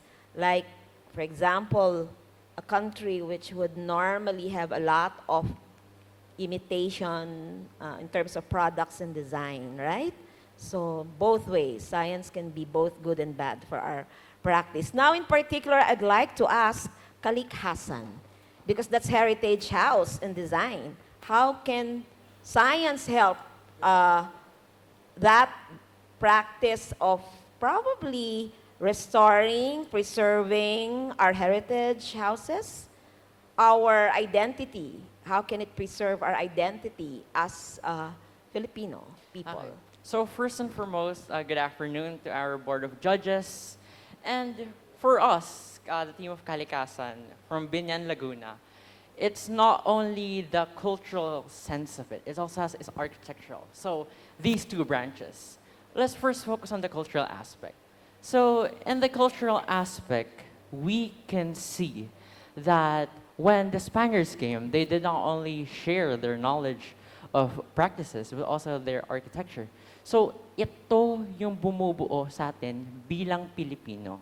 And when you have that sense of culture in you, when you have that sense of being in that community, you'll feel as one with it. So an achievement of one will be an achievement of everybody because you have that sense of being of that community. Now, for the architectural aspect. So, what is the sense of it? Because, oh, wooden houses. When you see a wooden house, you see, ay, nakakatakot, it's scary, puno ng multo. Baka may white lady o kung ano man. Pero, these architectural houses has its significance. So, tulad, ventanilla. Hot air typically rises up. Now, cold air typically goes down. So they have these partitions on the windows where the hot air goes out and the cold air goes in. So it's just a circulation, and it's cold. It's like it has a breeze inside. You don't need to use air conditioning that adds carbon emission to the world. So, anyways, another aspect is as the world develops, of course, we cannot deny that carbon emission is going up, temperature index going up, greenhouse gas is going up. Now when our houses today are built with this contemporaryong mga materyales, for example, concrete. Now, when concrete gets manufactured, it's very carbon intensive when we manufacture it. Because in the factories, they have to use all these chemicals, these different machines in order to transport it and build it into houses. And when you use these woods, mga bahay na bato, when you use these woods, they are very carbon sink. And also one benefit is woods is porous, meaning, for example, this is an analogy. If you have a wall, now let's think of concrete as just a basic wall. If may dumaan na hangin dyan, hindi sila makakalusot to the other side. However, if it's wood, which is porous, or imagine the wall has holes in it, it's still very sturdy. However, if may dumaan na hangin, makakalagpas ang hangin. So, other than that, wood can absorb carbon emission. So, as shown in our video, the wood they can store carbon. So that's another positive. They lessen the carbon emission and they absorb. So basically, those are two main branches that we have showcased in our film: the cultural aspect and its architectural aspect. That is all. What I really like about the science documentaries, science explainer videos, parang itong kalikasan, parang Parang ninegate niya yung usual belief natin do sa haunted house, no? And with the use of science, mas naliwanagan tayo. Yan. Okay, Doc Joey? All right. As we speak, no, parang pumuputok yung kanlaon, no? So at may dalawang film coming from Negros Island, no? So, I want to address these two entries, no? What were the challenges, apart from, of course, pumuputok yung bulkan ngayon, what were the challenges and the hardships that really tested you in doing your projects? So, I want the people from Negros Island, yeah. Hello po, everyone. So I am the scriptwriter of Kalasag ng Tubod. So we are based po from Negros Oriental. Pero most of us are from Dumaguete po talaga. So medyo malayo siya sa Mount Canlaon. Pero marami kaming kapamilya na taga Mount Canlaon. So going back sa question niyo po, what are the challenges? Pinag-isipan po namin ng mahigi yung mga challenges kasi napakarami. Ang main challenges na talagang parang main talaga na iniisip namin is first, nahirapan kami sa pagpili ng topic namin kasi yung Negros Oriental parang napakalawak at napakaraming pwede naming i-feature doon. Tapos, parang inabot kami ng almost 2 months para lang talagang mag-brainstorm kung ano talaga yung topic na gagamitin namin. And ang challenge lang namin is napakarami namin sa team and iba't iba yung perspective na gusto namin. So, nag-focus kami una sa mga big impactful stories from Negros Oriental. Pero parang, yun na nga, napag-isipan namin na bakit yung mga things na hindi natin masyadong pinag-uusapan, yung mga hindi naman ganito kasikat, ay what if we feature that in our film? So, yun na nga yung naging namin, yung Kalasag na Tubod or yung Lake Balin sa Sayaw. Second challenge po is money po talaga. Kasi po, we are students. Most of us are college students. Tapos nahirapan kami kung saan kami kukuha ng funds. Kasi yung Lake Balin sa Sayaw, mahirap siyang akyatin. So we have to really invest in our transportation. Tapos yung pag-film rin namin doon, limited din po yung way namin sa pag-film kasi maraming bawal. For example, paggamit ng drones, bawal po yun gawin sa Lake Balisasayaw kasi nga po, natural park na siya na kinikilala. And yung mahirap rin pong maghanap ng mga speakers na talagang hasang-hasa sa pag-aaral tungkol sa Lake Balisasayaw kasi hindi po siya masyadong, iilan lang, kasi ang focus po ng iba sa Lake Balisasayaw is yung biodiversity na nandun, yung mga ibon, yun po yung kilala doon. Kaya nga siya... Balisasayaw. Balisasayaw po kasi may Balisasayaw na birds. Pero iba po daw yung story behind the name talaga daw. Para daw siyang, ang Balisasayaw is maraming tao daw dati doon, pero dahil sa meron ng lake, parang parang ito na yung modern na marami talagang taon doon na naninirahan. Pero dahil na nga may lake, yun na po yung reason na naging Right. How did you manage to, say, yung gastos? Paano nyo nasolusyonan yun? So, we had our solicitations po, tapos nag-tap in po kami sa mga government agencies, mga LGUs. Tapos kami po, personally, most of us are part of a non-government organization po. Natawag is Zero Waste Youth Negros Oriental. So basically po, talagang advocates kami for sustainability. And marami kaming makakilalang, parang gusto rin kaming tulungan kasi alam nila na yung cause ng film na ito is for sustainability and for the protection of environment po. Yeah, kung Biocon to, tatanong ko kung anong gagawin niyo sa perang mapapanalunan eh. Pero, sige, salamat sa pagsagot. Coming from... Decadent bitterness. Yeah. Bacolod ba? Victorias, yeah, please. So, good afternoon, everyone. I'm Lloyd Cedric Apasible, the director of Decadent Bitterness. So, going back to your question, sir, I think the challenge, ang pinaka-challenge po namin while filming is same po kila ate, yung topic po talaga. Kasi Negros, ang culture ng Negros is very diverse. So, may mga festivals, yung culture ng mga nasa bulubundukin. Nahirapan po kami talaga magpili kung ano yung itatakol namin sa aming film. So, nag-stick po kami sa obvious, which is yung sugar industry. Actually, it was proposed by one of our, the grandmothers of one of our crew members. Kasi wala na po talaga kaming idea kung ano yung itatakol namin na topic. So, Yun nga po, yung sugar industry. Kaso, ang inisip namin kung paano siya gawing interesting.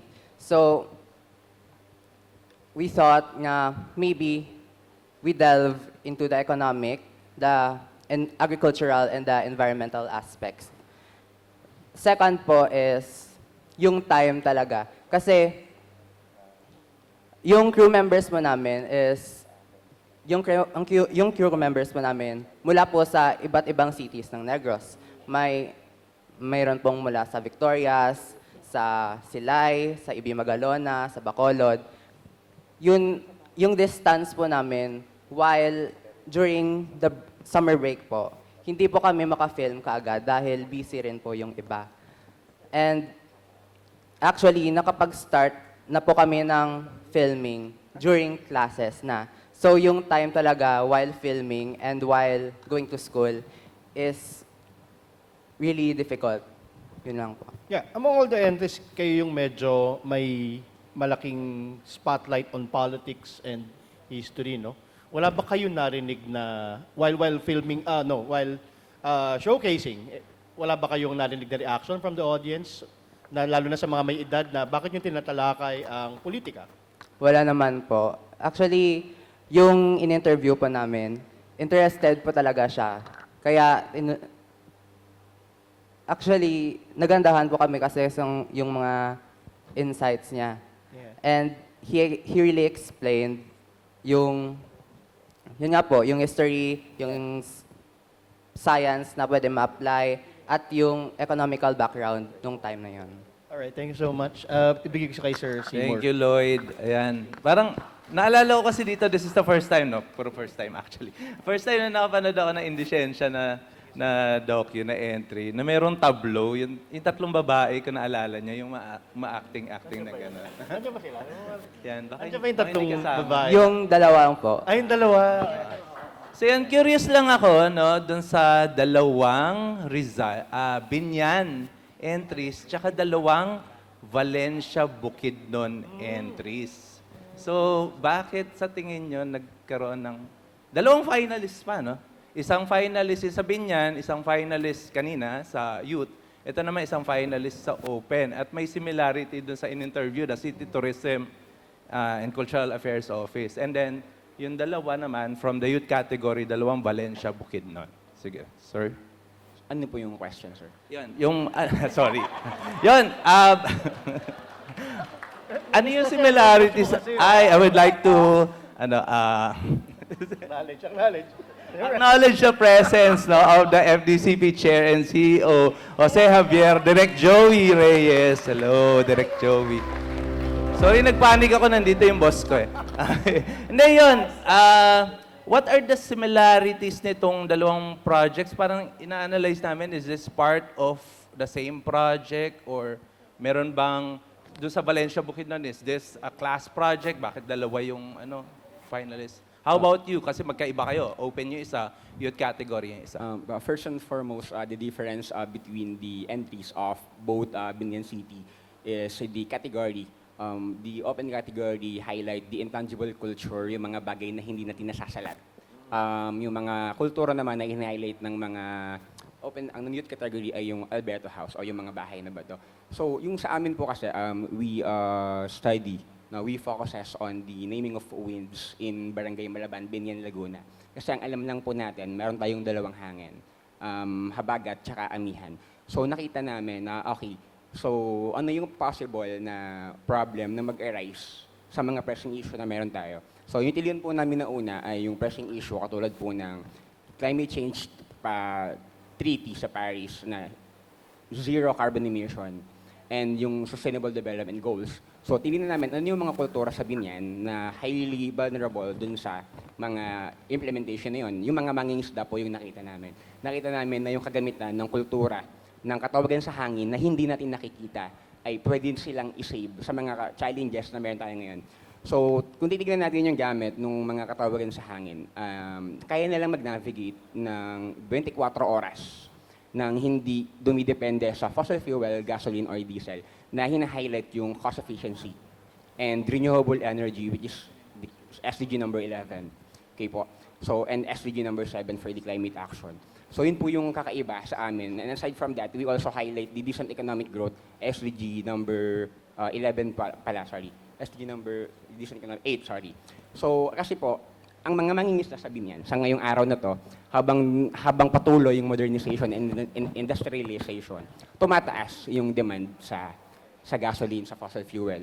Kasabay nun, pagtaas ng demand ay pagtaas din ng presyo. So sa isang araw, 500, 700 piso yung nagagastos ng mga mangingisda sa iba't ibang lugar para lang mabuhay. Sa isang buwan, 5,000, 7,000 para lang mabuhay. Ngunit, kung ipapakilala po namin yung katawagan sa hangin na to, yung problema nila when it comes to cost efficiency, na nangangamba sila na baka yung mga anak namin hindi na namin maturuan ng pangingisda kasi ayaw na nila kasi ang mahal ng gas eh. Pero kung malalaman nila yung iba't ibang katawagan na hangin na yun, na dapat pala perpendicular ka sa direction ng wind, ay magagamit nila yon na sandata or adaptation para mabuhay ng patuloy. So sa kakaiba, ano po yung kakaiba sa amin? So yun po, kasi hindi natin to nakikita. So ang hirap niyang paniwalaan, pero yung benefit niya, napakarami po sa community. So it will address the SDG number 7, 11, 13, and 14 po. And hindi lang yung Binyan yung pwedeng makinabang, kundi since archipelagic nation tayo, yung ibang lugar sa Pilipinas pwede din makinabang. Actually po, pumunta ako ng Iloilo, Boracay. Ginagamit nila yung layag, pero wala silang mga pangalan ng hangin. Siguro yun din po yung factor bakit siya naiiba na, okay, bakit wala kayang mga naglalayag sa Pilipinas since yung mga Polynesian, inintroduce sa atin to ng mga matagal na panahon. Bakit walang nagpapatuloy? Kasi mahirap po siyang unawain. Kaya yung mga taga-Laguna ay pinangalanan po nila yung iba't ibang hangin ayon sa tubo nito para madaling maipasa sa susunod na henerasyon yung paglalayag ng libre. So, yun po. Thank you, Brian. Brian, ano? Ano ba? Yes po, sir. Brian nga ba? John po. John. John, how about yung... I'd like to add, pareho. Same. I'd like to add lang po for the statement earlier na bakit madami pong mga taga-Binyan. Actually, sir is my teacher in Binyan City Science and Technology High School. Banghay, hinikayat lang po kami na sumali. So, open category, youth category, and also a receiver of a special award, Sekreto Nila. So, 3 from Binyan. Okay, so yun actually yung ano, yung curious ako, no? Ano yung connection nung entry from the open category tsaka yung entry from the youth category? For the connection, no, prof and teacher and student. For the connection, the entries of both open and youth category mainly rely on wind. So as you remember in the film of Kalikasan, Kahoy na Likha, para sa sustainable yung kinabukasan, yung mga hangin natin kasi, ang thinking kasi ng mga Pilipino, bakit ako gagawa ng bahay na bato? Maulan sa Pilipinas, di ba? So, yung mga ninuno natin, ang ginawa nila, yung kahoy ay yung bintana, 2. May bintanang nakaharap sa amihan, may bintanang nakaharap sa habagat. So, yung bintanang nakaharap sa habagat, may medya agua o secondary roof. Yun po yung pagkakaiba kasi pareho kaming merong content na wind, amihan, tsaka yung, ayun po yung pagkakapareho, amihan, tsaka yung habagat. Okay, thank you. How about yung Sander nga ba? And Yula? Tama ba yung pagkakaalala ko? Yula, Sander from Valencia. Ito parehong Valencia, Bukidnon, and I believe pareho ng school. Tama, no? Isang Ayan. flight ba ang sinakyan nyo? Isang Yes po. Yes po. So yun, class project ba to? Paano nagkaroon ng 2 entries from Valencia, Bukidnon? No? At parehong finalist doon sa youth category. Actually po, si Ate Yula ko po is magkaibang grade level po kami. Ako grade 9, tapos si Ate Yula po is grade 10. So, nung nandun kami sa school namin, Valencia National High School, we heard about that there's this competition or this open to join competition by the OST, and we were interested to join since it focused on creating these films which focus on highlighting science in culture with different categories for youth, different categories for the open category. And during this announcement, we were actually mixed into one group. However, it was decided na mas magiging komportable po kami magtatrabaho na kapag yung kasama namin is yung ka-grade level po namin. That is why we separated, since there's a lot of us there, we separated, there's one group for grade 9 and one group for the 10th grade, which is why we're separated groups with different topics po. Thank you, Sander. How about you, La?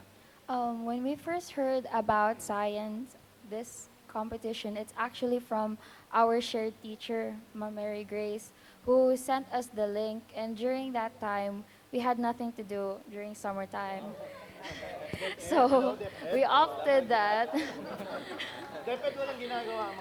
So, because of that reason, a classmate of mine, which is unfortunately they weren't able to come, who contacted me late at night, was like, Yula, do you want to join? So then we relayed the information until it got to the ninth graders. That's the reason why we joined, since it talked about science, and within our curriculum, we were really an avid people in entering competitions, especially when it comes to science and technology. Okay, congratulations to the students from Valencia, Bukidnon. Now, before may nanalo na no, from Bukidnon, but from a different school. Doc Ruby? Okay, so I'd like to ask the filmmakers of Gangis and Herbolario. Yan, ha? Para medyo nag-iisip na kayo dun sa sasagot ninyo. Hindi naman to final exams. Next week pa yung final exams for UP. Yes. Now, my question would be, since Herbolario would talk about a lot of plant species which can be used for herbal medicine, and cicada, di ba, for the Gangis, right? How can your film help preserve Philippine biodiversity? How do you intend to further your film? Either gagawa pa ba kayo ng pelikula o gagamitin ba ninyo yung pelikula para sa pag-promote ng Philippine biodiversity or preserve Philippine biodiversity for insects and for plants that are useful to our, to our people as source of medicine and drugs. Let's first ask the Cicada filmmakers. So yes po, first of all, Gangis. Yeah, first of all, good afternoon to you po, ma'am. So with this film, we've created this 5-minute film, talks about, again, cicadas and their effect, or basically the background on why they make this sound. So in preserving this, in preserving them with the use of science, this film can also be used to, again, educate. First of all, is to educate many people, since a lot of our main issue there, aside from, our main issue is that whenever we go hiking, there are these sounds we hear from insects. However, we never wonder where they come from, which is why this film highlights those neglected factors or those neglected issues we encounter, especially when hiking, or to those who are near forests and hear these kinds of sounds. We know it's not a cricket, we know it's not this, but it's this weird sound we always hear, but we don't know what it is. And this is what our film highlights. We can use this to educate these people. And it's like, mga Gangis pala ito, it's cicada. So we can use this film to educate, first of all, and ensure that those kinds of species exist here in the Philippines, and there's a scientific explanation behind them. The second is that there is the second basically basis for our film is that there is a Talandig tribe in Bukidnon which uses a farming technique wherein if they hear the cicadas mating sounds or the Gangis' mating sounds, they basically use this to predict weather. It's either it's gonna be in the hot season for the next few days, or it's gonna rain. However, it's usually for the hot season, and since there's a scientific explanation wherein cicadas usually mate or do these sounds during hot seasons, we can also use this as, since science doesn't change, science more adds as our knowledge in science goes on. We can basically use this as to further preserve this type of culture and these techniques that these different tribes are using, so that we can also know the science behind them, to ensure that this knowledge stays in the Filipino people, making them realize na there is this beautiful explanation behind to the culture we see in these different tribes or farmers are doing. We can see that there is definitely an explanation to everything. Okay, Herbolaria filmmakers, please answer the question. Hi everyone. My name is Drexler. Hi po. Hi everyone. I'm the co-director of the Herbolario. I have with me here my co-director Dexter. Actually, Dexter and Drexter. Yeah. Dalawa lang po talaga kaming gumawa ng film. And everything, the narration, the editing, the directing, kami lang po gumawa. And I'm saying that because in our core, we're storytellers. And through stories, we can impart our knowledge. And with this IndieSiyensya, naisip namin na what is a topic that we can talk about that a lot of Filipinos can relate. And one thing that comes to our mind are albularios. And we think that the long history of albulario here in the Philippines is a really great starting point when we want to talk about culture. Now, kami din, super na-surprise kami when we dive into the research of how albularios use herbal medicine and how these things are not really regulated. Isipin mo, nung bata ka, magdidikdik yung nanay mo ng lagundi, tapos ipapainom sa'yo, tapos, bakit? Di ba? Parang, hindi, kasi nakakagaling yan. Or like, magpapakulo ng bayabas, tapos ilalanggas sa sugat. Bakit? Di ba? And we really don't know why, but we keep on doing them. Now, when we visited the Institute of Herbal Medicine with Dr. Cecilia Maramba Lazarte, which is a really, really great advocate for herbal medicine, she was able to explain to us how these herbal medicines are really important coming from a cultural perspective, going to a science perspective. Kasi nagiging standpoint natin, yung mga albularyo natin, yung mga ginagamit ng mga albularyo natin, nagiging reference sila in order for the scientists to create the medicines from those herbal medicines. And it's really with the question of how we can preserve the biodiversity. It's really interesting how there are only 10 approved herbal medicines, DOH approved herbal medicines, and we have this very big biodiversity here in the Philippines that are left unresearched. So I think it's really important that tayo din, malaman natin yung importance ng herbal medicine and that as a tropical country, madami pa tayong mahahanap, madami pa tayong matutuklasan if the government, the albolarios work hand in hand to discover these herbal medicines. Okay, very good Thank you, answer. Drexler. Just a comment, Sir Seymour, no? Siguro ako ang wish list ko, kasi parang ako yung pinakamatanda sa Board of Judges, ano? To see you filmmakers, all of you, including Herbolario, Gangis filmmakers, na i-emphasize din natin how habitat destruction and even ano ba yung risk dun sa development, maybe land use and all, sa habitat ng ating mga species, no? Biodiversity and development. Maybe you can do films about that. And you tell us if you need funding, we'll find that. SEI will be happy probably to help you out because Doc Amy will be happy and Jeff from MSI will be happy to have filmmakers do something for our biodiversity. Thank you very much. Ayan, nagtuturuan sila. Sige, iba to ang Miss Universe question. This is a question for all 10 filmmakers. Pero one sentence lang, kasi medyo time's up na. After doing your films, kasi mas interested na kayo kung sino nanalo, no? So yan, after doing your films, what can be done to bridge the gap between science and Filipino culture? Although si Drexler medyo nasagot na niya kanina. Sige. One by one. Lloyd?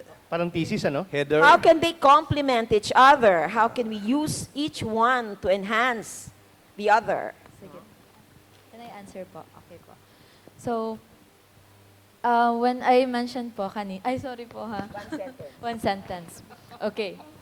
So, I believe po, science can really be helpful in preserving our culture po. Kasi po, in our film po, the Lake Balisasayao community, they already had this culture of protection. And by science or by the DENR's help, it was able to thrive. So it's actually a message that science will make our culture thrive for generations to come. So yan po. Okay, that's 3 complex sentences. One Those are sentence 3 po. complex One sentences. paragraph, oo, baka magkaroon ng demerit. Ay, charot. Na-judge na namin ito. Hindi na namin Oo, kayo meron ng i-score ano. sa sagot nyo, no? May scores na. Just answer it. Chill lang. Just to add to what I said a while ago, I think what is really important is research. Research is really important in order for us to discover more in our culture. Kahit may magsabi na, ano ba yung research na yan, di ba? No, research is really important. So I think that's one thing that we should empower research. Okay, sige, 1 to 3 sentences na nga lang. Okay. Gian.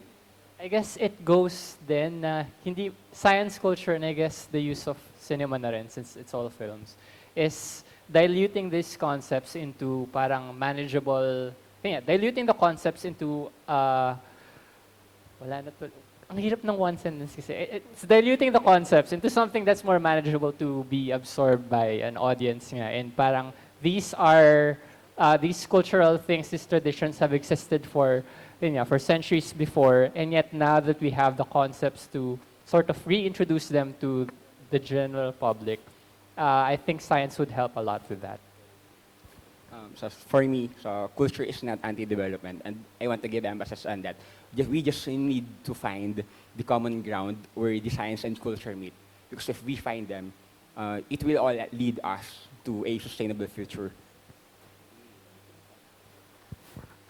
Ayun, siguro yung dulo, nasabi na rin halos nila ate and kuya yung mga naiisip namin eh. Pero I want to put an emphasis dito sa sinabi ni kuya with research.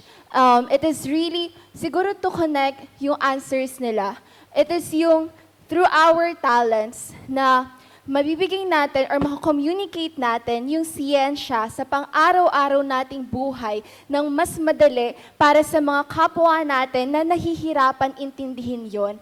At para gamitin rin yung talento natin na para maintindihan nila na may responsibilidad din yung government natin to fund these researches and to also give highlight or spotlight to our mga kapwa natin na kailangan nun. Like for example, gusto ko na lang po sanang bigyan ng highlight yung mga kapwa nating dumagat.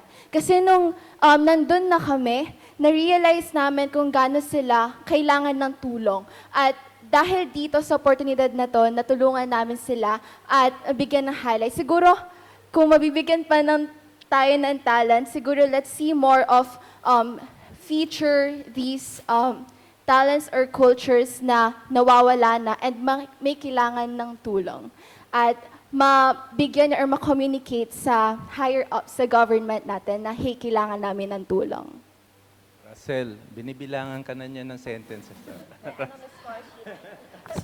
So as said earlier, science should not hinder culture. Kasi sa science natin, minsan iniisip natin pag science ay modern, kapag culture ay dati na yan. Ang science ay dapat ang nagko-connecta sa science at ang ating culture. Kasi ang culture natin yan, hindi magagawa dahil sa science, and ang science ay hindi natin magagawa dahil sa ating culture. Yula?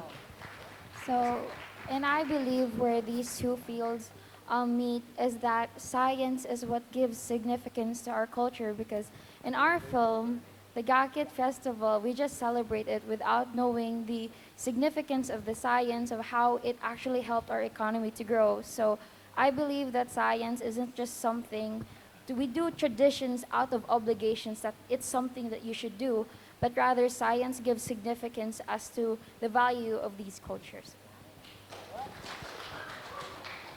So I believe the reason why science and culture connects is with one person's curiosity. Since every single day or since the beginning of time, everything we do always has this scientific explanation. However, to extract this, you need one's curiosity to even start finding out the reason. Wow. Yeah. Lloyd? So for me po, I think science exists to make these cultures sustainable. Kasi yun, dun sa film namin, naka-highlight po yung monoculture farming as a factor na naka-influence dun sa Negros famine. So I think it's a call to action na rin po para, yun nga po, yung agriculture practices ng mga indigenous people, pwedeng gawing sustainable para maagapan yung crisis katulad ng Negros famine po. Thank you. Last but not the least, Heather. There's this concept in social science po called indigenization. And it benefits the bridging of culture and science in a sense that yung demokrasya po ng bansa natin ay bata pa. And the institutions in our country, science institutions included, will benefit from this in a way that if we understand that yes, these ideas are for us to benefit from kasi nga galing sa kultura natin eh. But we also have to remember that we have the responsibility to protect these practices and to lead these groups, mapa, indigenous pa man o collective culture yan nating mga Pilipino, to lead them to sustainability. Then that's really one strong and progressive way to bridge culture and science. Thank you very much to all our finalists. And with that, we would like to thank the Department of Science and Technology, Science Education Institute for continuing to organize this kind of film festival. We enjoyed watching the films and we really learned a lot, and I hope the audience also enjoyed watching the films and learned a lot from the filmmakers. Siyensya sa kultura, kultura sa siyensya sa pananaw at lente ng pelikula. IndieSiyensya Filmmaking Competition. Maraming salamat. Okay, so the panel of Board of Judges really picked their minds to our finalists. Congratulations, very well said to your answers. And of course, we're giving the audience a chance, two audiences, a chance to give out a question to our finalists. Anyone, just raise your hand. Would like to ask a question? Going once, twice. So, this question is for my director actually. So, given the resources we have while we shot the film, what do you think would be our next step towards as filmmakers and as documentarists? Yung next step. Yes, yes. Okay. By the way, kami po sa team namin, our team of 4, we are composed of 1 computer engineer, 2 computer engineering students, at ako isang political science student. So, mahirap para sa amin na i-gauge yung topic na napili namin, which is related to biology dahil we have to understand what is PDE, 10A gene, how did the study of genetics contribute to the concept of Bajau evolving. So when it comes to ways forward with our film, with X-Men, we had 12 to 13 hour entire compilation of the interviews, of the footages we got from Tawi-Tawi, and hopefully we are able to find siguro another film festival, another film competition that pwede naming ipasok yung mas mahabang version ng X-Men. Kasi hindi lang yung pinakita namin sa condensed version na 5 minutes, hindi pa talaga yun yung kabuuan ng kung anong meron ang mga Sama Dilaot at kung anong meron ang lab ni Dr. Melissa Elardo. And what else? So yeah, so far, bilang student filmmakers po, majority sa aming prod ay nag-aaral pa. So yun yung pinaka-accessible na way that we see it na we don't let the passion, we don't let the data that we gathered die just because we are not in line, yung course namin is not in line entirely with filmmaking. Okay, thank you very much. Another question? Anyone? Hello po. In general po, sa lahat po ng representatives na nasa stage. My question would be, bukod sa film or sa documentary ninyo,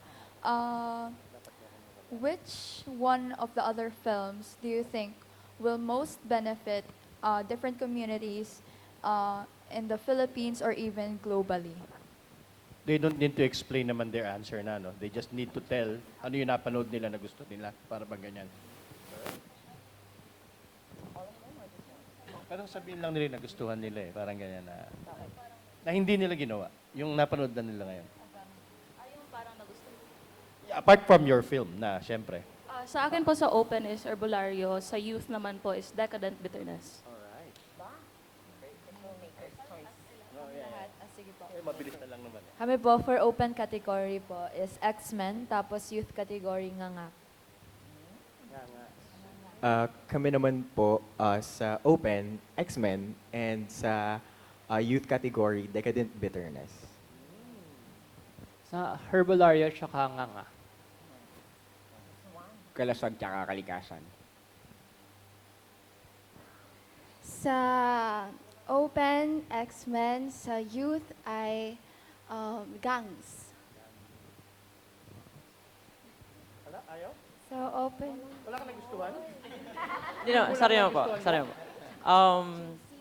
Basically, open category, Banghay.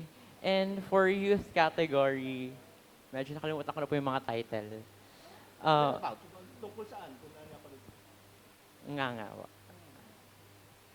Open po ay X-Men, saka yung sa youth ay nga. So sa Open po ay X-Men, tsaka sa youth din po ay nga. Same lang po. Yung sa Open po, X-Men. Then yung sa youth, nga. Okay, so there you have it. A big thank you to our esteemed experts and filmmakers for sharing your insight on the films. And of course, once again, to our finalists, congratulations and good luck. Ladies and gentlemen, may I ask you to go down as we move on to another part of our program. So once again, to the questions given by our Board of Judges, and of course, some from our audiences, thank you very much. And from the insightful responses from our finalists. We appreciate everyone for sparking such an engaging discussion. We enjoyed the conversation. We learned a lot. We're certainly warmed up for what's up to come this afternoon.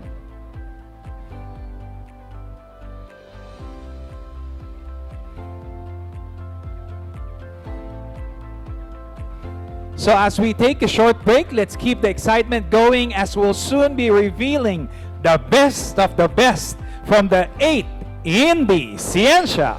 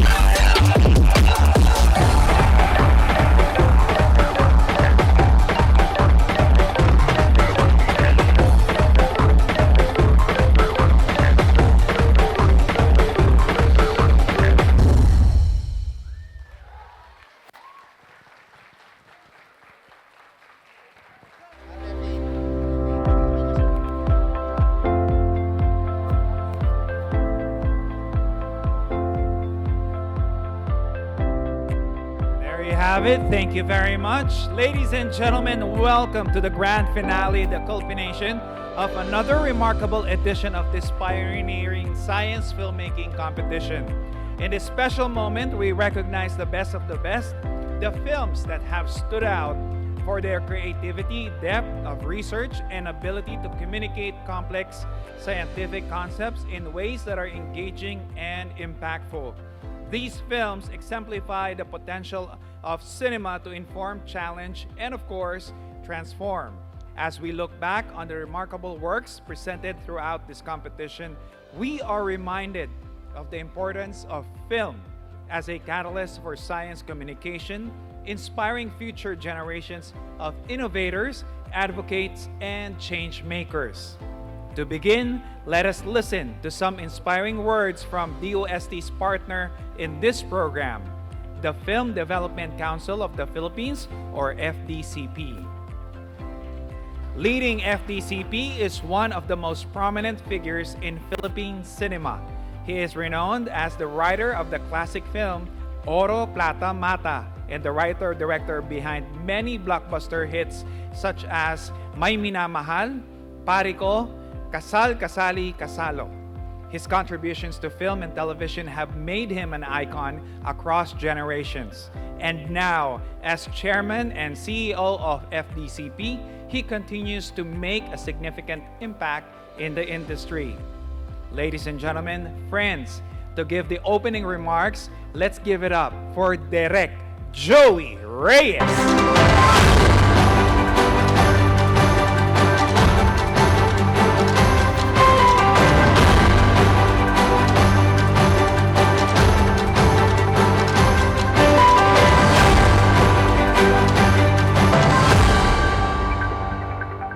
Good afternoon, everybody. Sobra naman ako nag-aliw papunta ko rito dahil there were some very familiar faces and some new faces as well.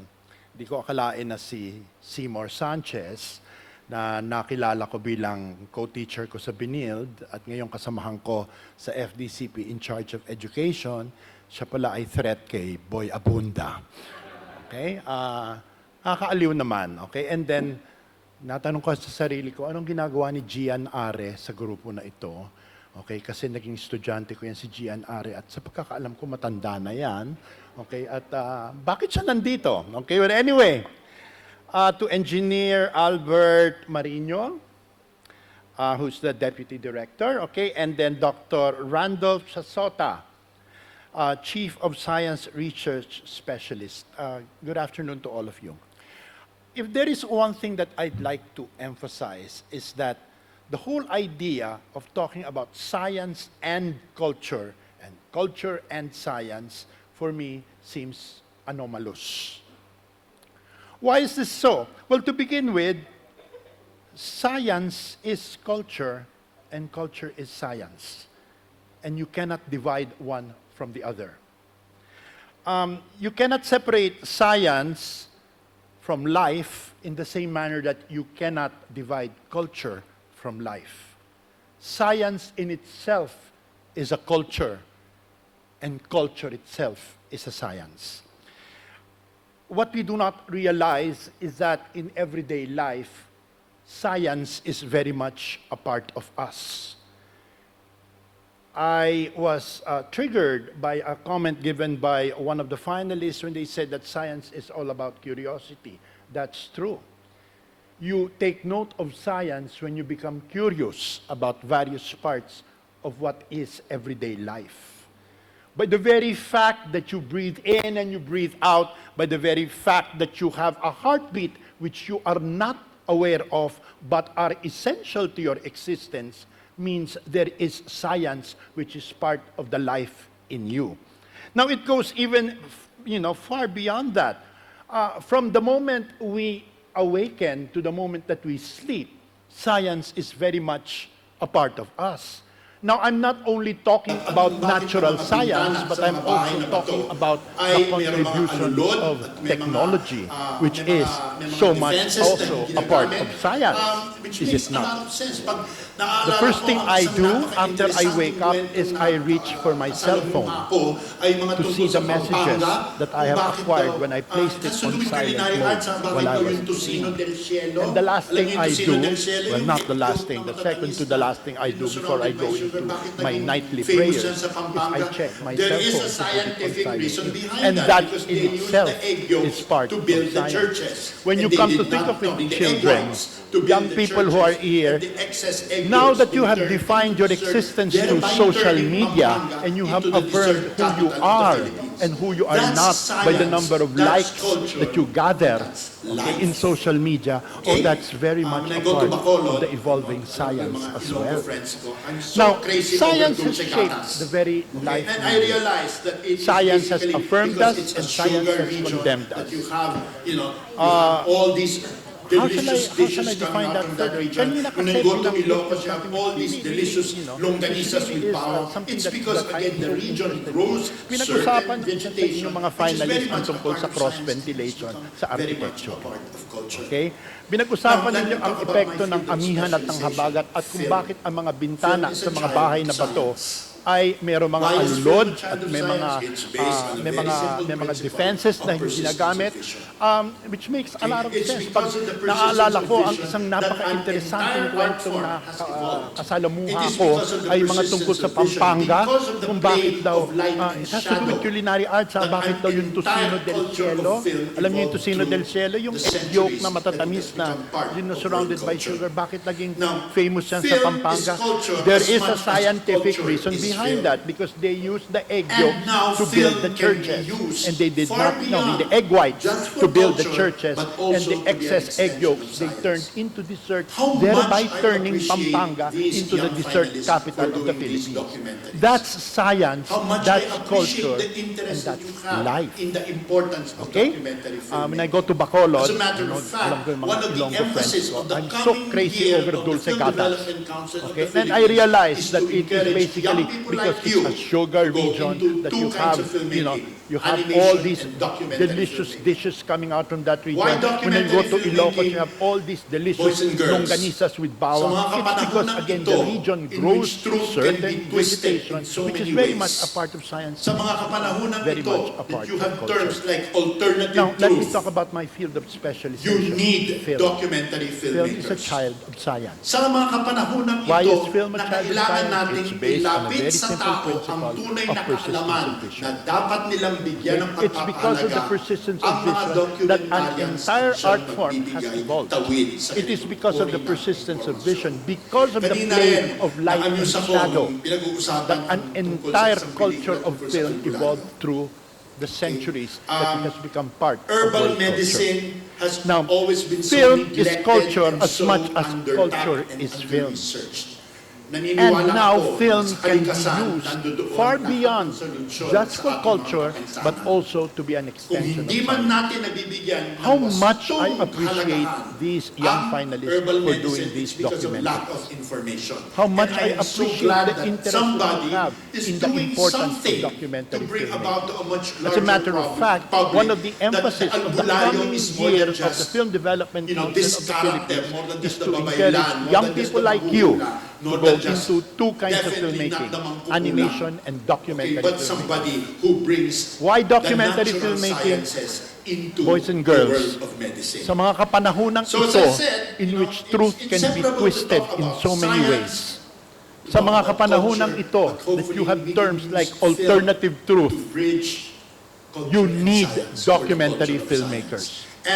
Sa mga kapanahunang ito na kailangan nating ilapit sa tao ang tunay na kaalaman na dapat nilang bigyan ng pagpapahalaga, ang mga documentarians ay siyang magbibigay tawid sa ganitong uri ng impormasyon.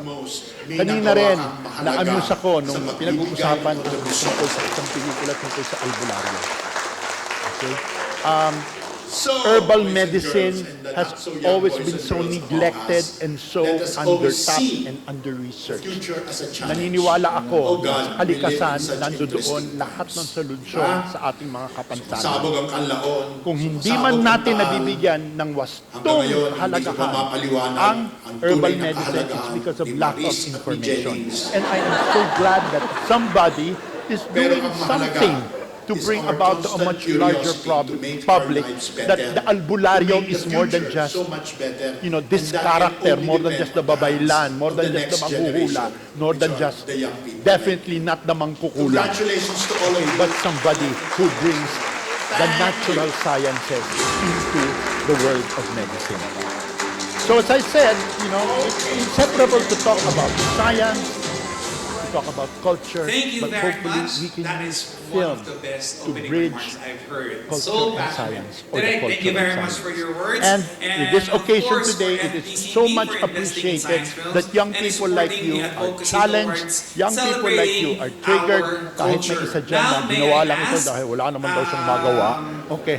DOST-SEI Deputy Director, At least, Engineer at Albert most, Marino, may to come nagawa and join kang us up mahalaga on stage. sa pagbibigay ng kontribusyon sa And atin. while we're waiting for him, we would like also to acknowledge our friends from FDCP. So, boys and Their girls, Chief of and the Staff not so is young boys and Janet girls Cruz, among us, Senior let Administrative us always Assistant see Jedrick the Guzman, future as a Marian Torre, challenge. Head of Oh Festivals God, Division, we live in such Gabriel a Benis Velasco, Project Development Officer, Masabog Local ang kanlaon, Festivals Partnership masabog ang taal. Programs. Ladies and Hanggang gentlemen, ngayon, let's give hindi ko them pa a big mapaliwanag hand ang of tunay na applause kahalagahan ni Maris at ni Jennings. for being here with us. Sir, we know you're very busy. Pero ang Thank you mahalaga very much. We is appreciate our it. constant curiosity palakpakan to po make natin. our lives better, to make the future so much better, and that can only depend on the hands of the next generation, which are the young people. Congratulations to all of you, and let the challenge remain. Thank you. Okay, thank you very much.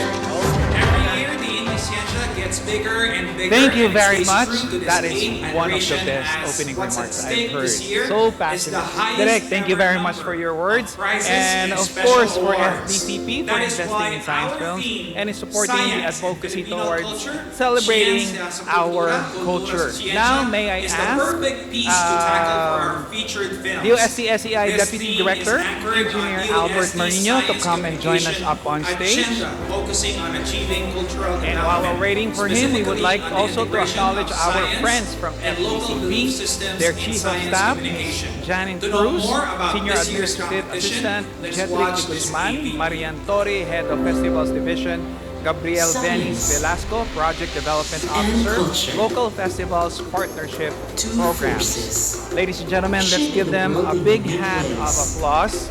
And also for Direk Joey for being here with us. Sir, we know you're very busy.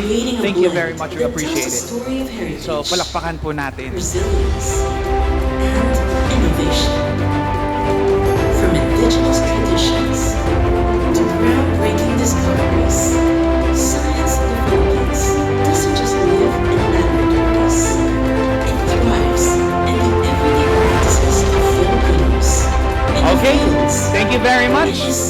Every year, the IndieSiyensya gets bigger and bigger, and it stays true to this 8th iteration, as what's at stake this year is the highest ever number of prizes and special awards. That is why our theme, Science and Filipino Culture, Siyensya sa Kultura, Kultura sa Siyensya, is the perfect piece to tackle for our featured films.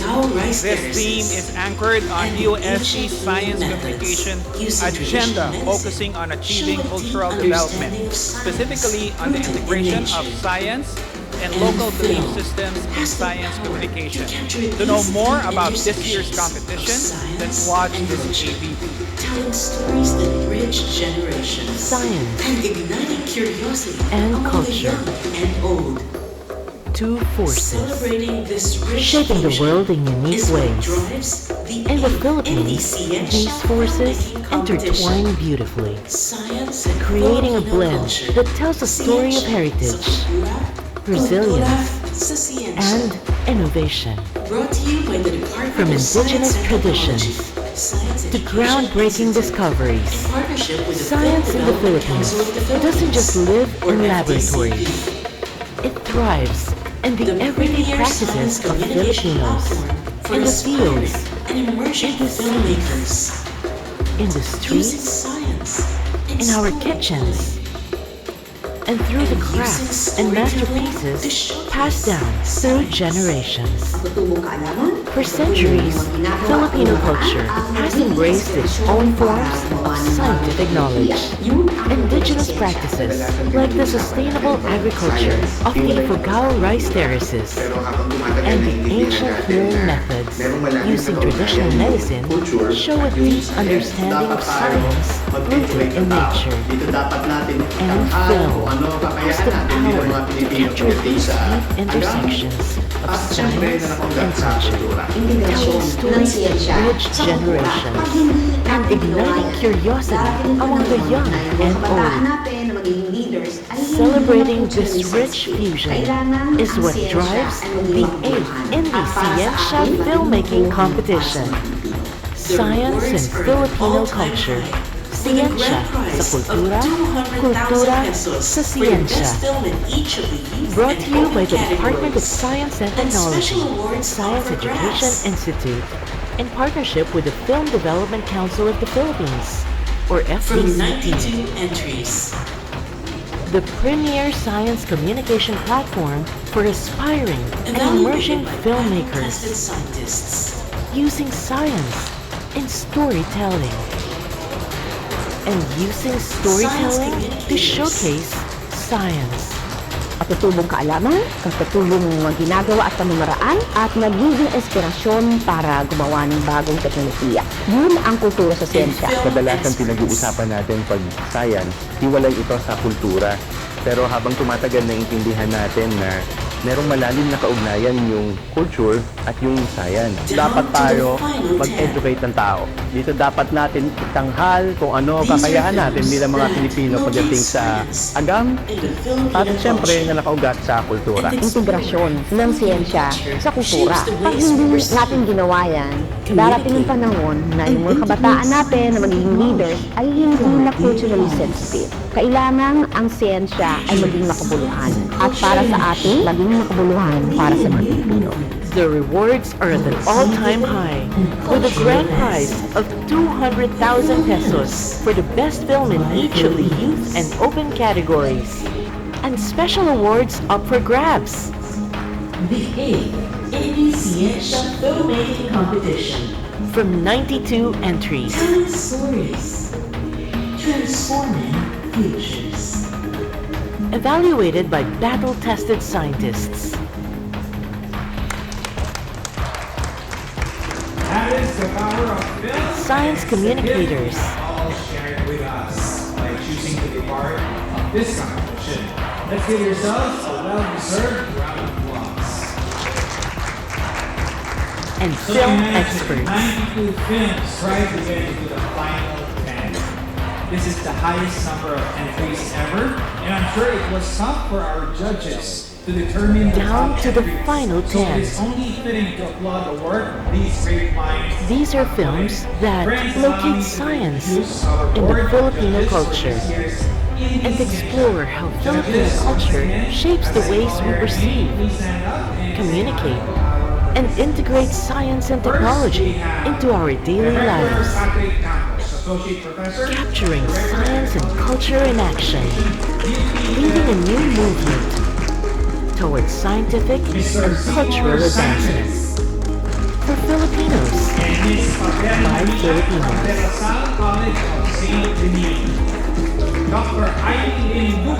The 8th IndieSiyensya Filmmaking Competition. Telling stories, transforming futures. Dr. Joselito de los Reyes, Associate Professor in the Creative Writing Department. That is the power of film, and it is the gift you have all shared with us by choosing to be part of this competition. Let's give yourselves a well-deserved round of applause. And of course, the ever so lovely. So imagine 92 films try to get into the final 10. This is the highest number of entries ever, and I'm sure it was tough for our judges to determine the top entries. So it is only fitting to applaud the work these great minds have put in. Friends, allow me to introduce our board of judges for this year's IndieSiyensya. Judges, once again, As I call your name, please stand up and say hi to our participants. First, we have Director Patrick Campos, Associate Professor and Director at the College of Mass Communication, UP Film Institute. Mr. Seymour Sanchez, and Ms. Mabel Manican from De La Salle College of St. Benil. Dr. Amy Lynn Dupo, Professor at the Institute of Biological Sciences, UP Los Baños. Mr. Peter Jeffrey Maloles, USC Scholar and Marine Physicist. Dr. Joselito de los Reyes, Associate Professor in the Creative Writing Department at University of Santo Tomas.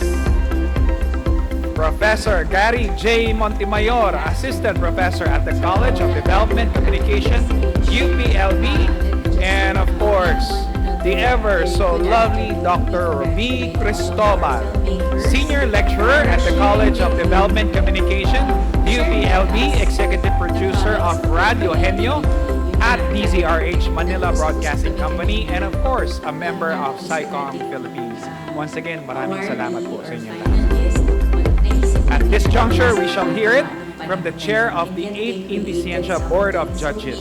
She is an entomologist and award-winning professor at the UP Los Baños Institute of Biological Sciences. She was recently elected as the new president of the National Research Council of the Philippines, also known as Spider Woman, for being a top expert on spiders and as curator of arachnids and arthropods at the UPLB Museum of National History. She brings a wealth of experience and expertise as a member of the BOJ. Ladies and gentlemen, please welcome Dr. Amy Lynn Dupo. We would like to mark ourselves as individuals and as Filipinos. But the scientists, we can also Filipinos when we do the science that we do. At I think good afternoon. we were successful in Nawawala doing daw that. po yung Paborito aking ko po yung message. number na 8. Let me just Kaya po siguro greet one another nakatadhana a very na good I afternoon. will We be the chair of congratulate the all 8 of our IndieSiyensya. filmmakers Kasi ang hugis na for 8 sharing with you, symbolizes infinity.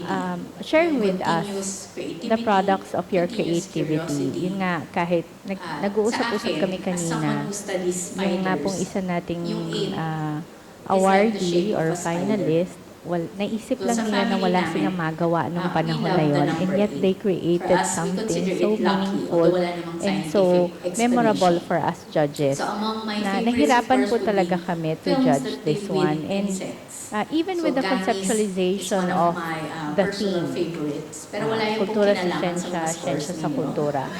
We were asking the But I was question, exceptionally can curious about science that because one thing define is that our when we communicate identity? science, we want to Kasi as a the scientist, public to we appreciate can never it really also do good science with if we do ties not with know our ourselves culture. first. Yun po yung So hinahanap doon natin. umiikot yung mga bagay na Kaya iniimbestigahan natin. malapit And sa even akin our itong filmmakers edition this sa Film afternoon Festival. And also have hindi ko the na same maalala kung ilang thoughts. taon na kami ni We would like to know ourselves Sir as Seymour individuals dito, but and year as after year we come back to Filipinos. serve, we come back to watch. But as not scientists, just to we learn would from also one have another to as give our judges, brand but of to being also learn from Filipinos the when we do the filmmakers science how that we do. your craft At I think actually we were reinforces successful our in science. doing that. Paborito ko po So, yung kumbaga sa number na mga 8. Kaya po spiders, siguro nakatadhana ang na mga film ninyo, I will be the chair ang of the bumubuo 8 IndieSiyensya. ng Kasi ang hugis na na 8 nagko-connect-connecta symbolizes sa infinity. aming science Yung continuous at sa inyong creativity, likha or sa continuous inyong mga curiosity. arts. So ngayong At hapon po sa akin, is as someone who studies a tribute spiders, to your yung 8 creativity. At is like the shape of a nagpapasalamat kami for all spider. of your entries and we So sa hope family that in namin, the coming years, we receive love the more number 8. from several For us, more we consider it regions. lucky, although Kasi wala namang napakarami scientific pa nating mga explanation. isla na napakarami So among pa my nating favorites, of pwedeng course, would be ikwento. At films sana that deal with hindi kayo insects. mabore So pa kayo. Ganis Parang mas is one marami of pa my kayo personal may sasabit favorites. na mga Pero wala yung films pong na kinalaman sa mga mapapanood scores namin. ninyo. So muli po, magandang But I was hapon po sa exceptionally inyong curious lahat. And about that because one congratulations thing to all is of that our when we finalists communicate and also science, our we want special awardees. the public to Palakpakan appreciate it natin ang also isa't isa. with ties with our culture. Yun po yung hinahanap natin. At kaya malapit na malapit sa akin itong IndieSiyensya Film Festival. And hindi ko na maalala kung ilang taon na kami ni Sir Seymour dito. But year after year we come back to serve, we come back to watch, not just to learn from one another as judges, but to also learn from the filmmakers how your craft actually reinforces our science. So kumbaga sa mga spiders, ang mga film ninyo ang bumuo ng sapot na nagko-connect-connecta sa aming science at sa inyong likha or sa inyong mga arts. So ngayong hapon po is a tribute to your creativity at nagpapasalamat kami for all of your entries, and we hope that in the coming years we receive more from several more regions. Kasi napakarami pa nating mga isla na napakarami pa nating pwedeng ikwento. At sana hindi kayo mabore pa kayo para mas marami pa kayo maisasubmit na mga films na mapapanood namin. So muli po, magandang hapon po sa inyong lahat, and congratulations to all of our finalists and also our special awardees. Palakpakan po natin ang isa't isa.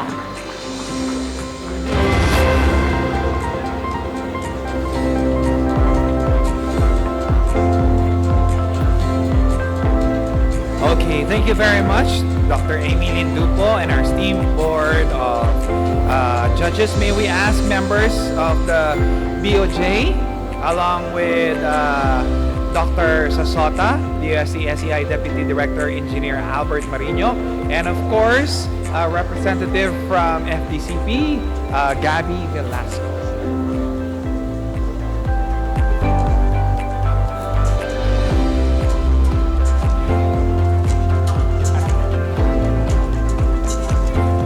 Okay, so once again, thank you very much to our Board of Judges. And now we've reached the moment we've all been waiting for. From here on, we will turn the spotlight to this year's Best Science Filmmakers. It's time to honor the most outstanding science-driven stories and the talented storytellers behind them. To present the award to our winners, may we invite back Engineer Marino, Dr. Sasota, and of course together with Ms. Gabby Velasco from FDCP, and our Board of Judges on stage. So first, we will recognize the winners of the special awards. Let us begin by presenting the Best Cinematography Award.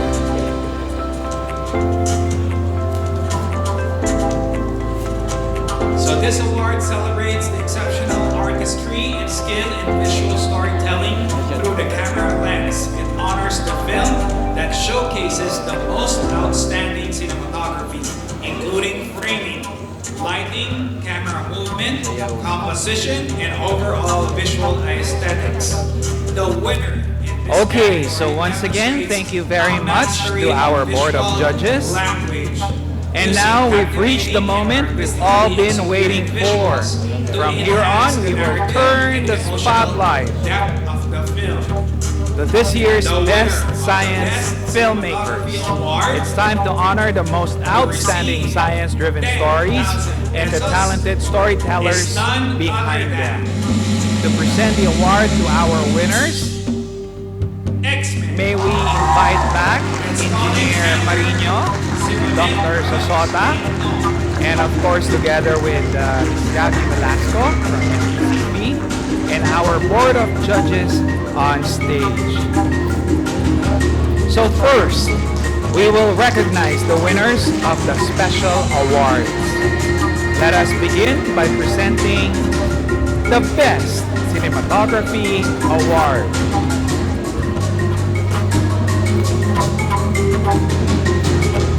So this award celebrates the exceptional artistry and skill in visual storytelling through the camera lens. It honors the film that showcases the most outstanding cinematography, including framing, lighting, camera movement, composition, and overall visual aesthetics. The winner in this category demonstrates a mastery of visual language. using captivating and artistically executed visuals to enhance the narrative and emotional depth of the film. The winner of the Best Cinematography Award to receive 10,000 pesos is none other than X-Men. Let's call in Heather Simonette Rose Ilton.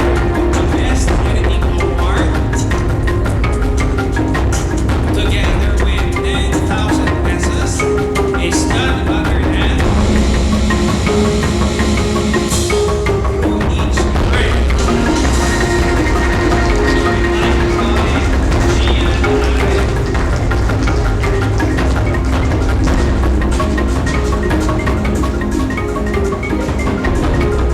Once again, congratulations, Heather Jimenez Rose Ilton, X-Men Best in Cinematography.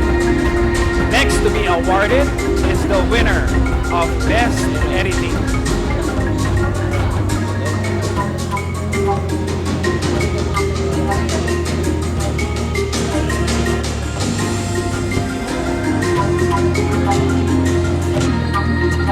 Up next is Best Screenplay. This award celebrates Next to be awarded is the winner of Best Editing. The award acknowledges the meticulous craftsmanship in assembling and shaping the footage to create a cohesive and compelling narrative.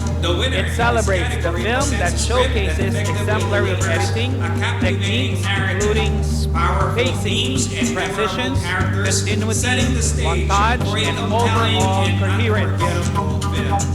The winner of the Best Editing Award, Screenplay in a cash prize of 10,000 together with pesos 10,000 pesos, is none other than is none other than Through Each Thread. So we'd like to call in Gian Are.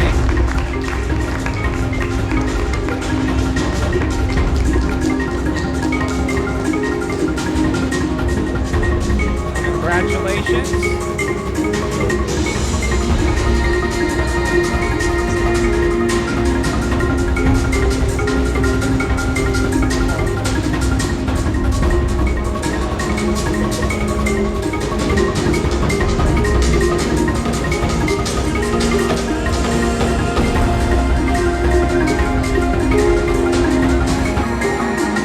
Up next is Best Screenplay. This award celebrates the craft of storytelling through writing.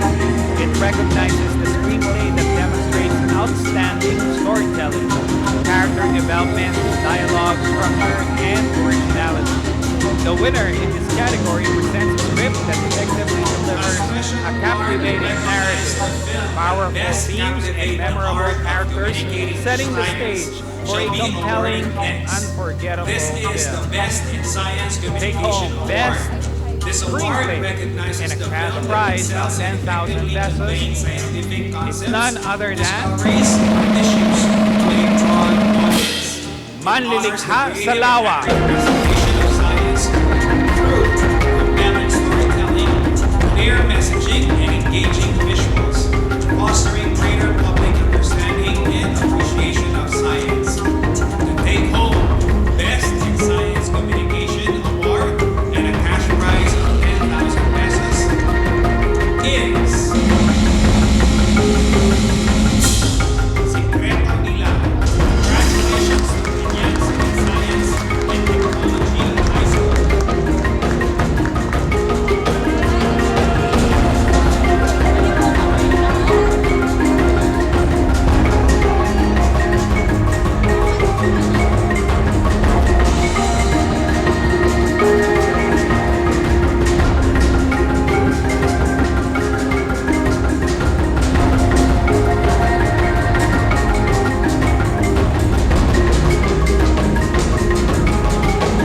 A special award to recognize the film that best captivates the heart of communicating science shall be awarded next. This is the Best in Science Communication Award. This award recognizes the film that excels in effectively conveying scientific concepts, discoveries or issues to a broad audience. It honors the creative and accurate presentation of science through compelling storytelling, clear messaging, and engaging visuals, fostering greater public understanding and appreciation of science. The take-home Best in Science Communication Award and a cash prize of The 10,000 final pesos special award is the most is gender-sensitive film, which is particularly meaningful. This Secreto award Nila. is presented Congratulations to Binyan City Science and Technology High School. Empowerment and social development. It honors the film that highlights gender-related themes, challenges stereotypes, and contributes to the promotion of a more inclusive society. The winning film demonstrates a dedication to exploring and advocating for gender equity, shedding light on important issues, and inspiring positive social change. We will have one winner each per category, and to help us bestow this award is none other than the chair of USDSEI's Gender and Development Focal Point System, or GOD Focal Point System, Ms. Cynthia Gaya. The take-home Most Gender-Sensitive Film Award and a 10,000 peso gift certificate for the open category. Congratulations to Kevin Bolario. Congratulations to the filmmakers Dexter Paul, Jesus, and Dexter Haramen.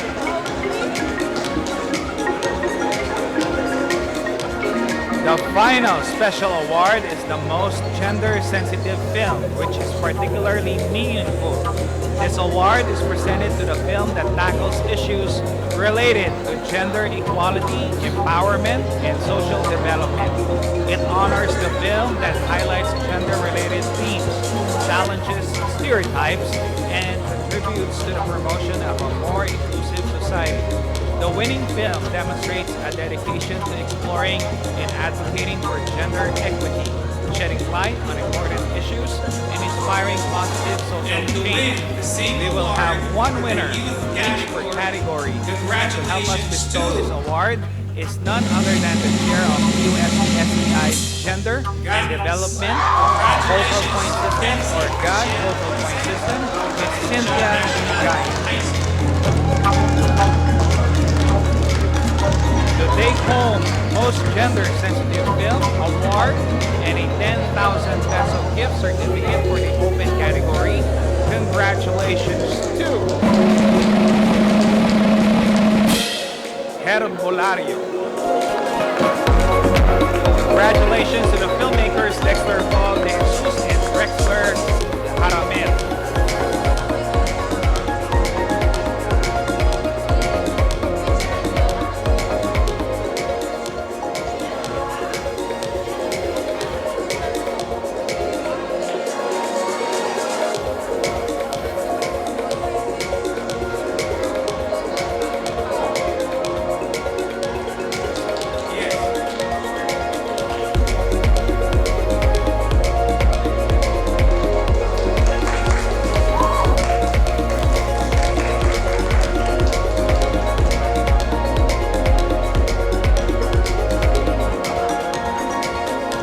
And to win the same award for the youth category, congratulations to Gangi. Congratulations to Kenzie Cachiel Ponce of Valencia National High School. major awards of the IndieSiyensya. So once again, Board of Judges, we'll have you up here again later on. But of course, before that, we will have an intermission.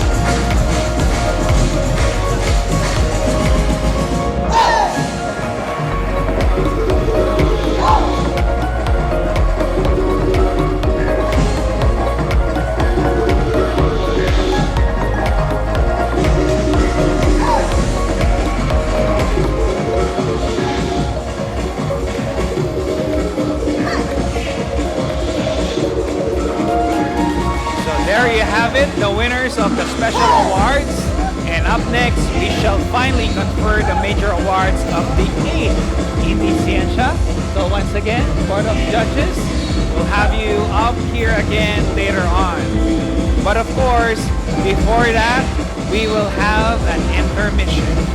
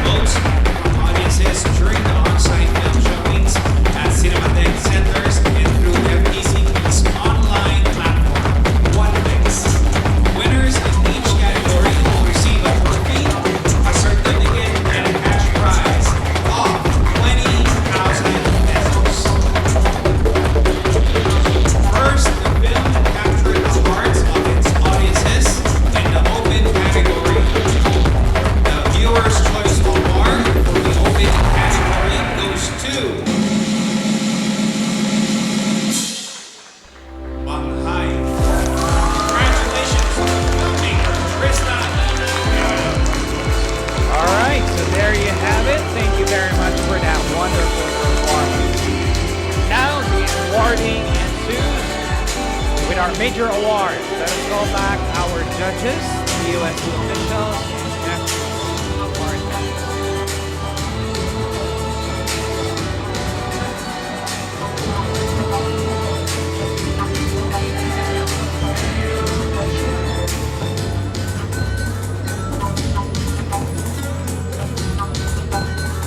so we are excited to present the Viewer's Choice Award for each category. This award goes to the entries that receive the highest number of votes from audiences during the on-site film showings at Cinematheque centers and through FTCP's online platform, OneFlix. Winners in each category will receive a trophy, a certificate, and a cash prize of 20,000 pesos. First, the film that captured the hearts of its audiences. And now, in for the open youth category, the Viewer's Choice the Award. Viewer's Choice Award winner for the open is category none goes other to than Banghai. Congratulations. Congratulations to the filmmaker, Krista and Algerano.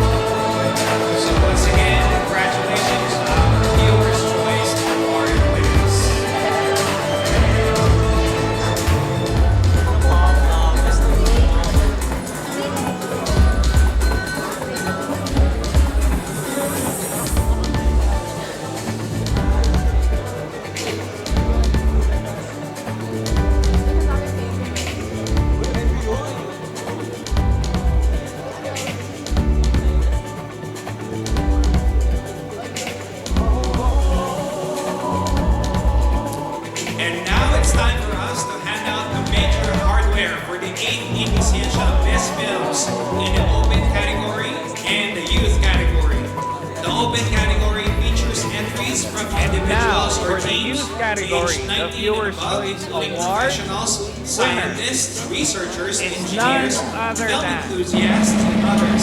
Submissions in this category were evaluated based on Congratulations to the filmmakers 35% Angelique Rendon and Francesca Emanuel Salvatore film of technique. Rizal The youth National category, on Science the other hand, features entries from high school and tertiary students as well as out-of-school youth aged 13 to 20. Like the open category, submissions were evaluated based on the following again, criteria. congratulations to 40% our scientific Viewers' Choice content, Award 30% execution of idea, and 30% film technique. And here are our winners. In the open category, to receive a trophy, a certificate, and 100,000 pesos. Our third best film is Herbolario. And now it's time for us to congratulate hardware for the IndieSiyensya Best Film in the open category and the youth category. The open category features entries from individuals or teams aged 19 and above, including professionals, scientists, researchers, engineers, film enthusiasts, and others.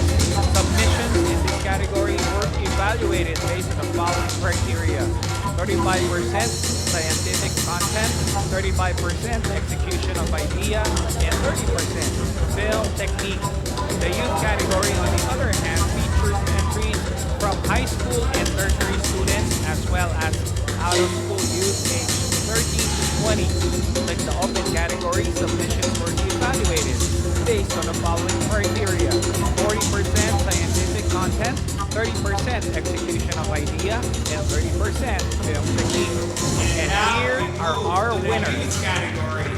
To also receive a In the open certificate, category, trophy, to receive a and trophy, 100,000 pesos. certificate, Our third best and film for the youth 100,000 category pesos. is Our third best film is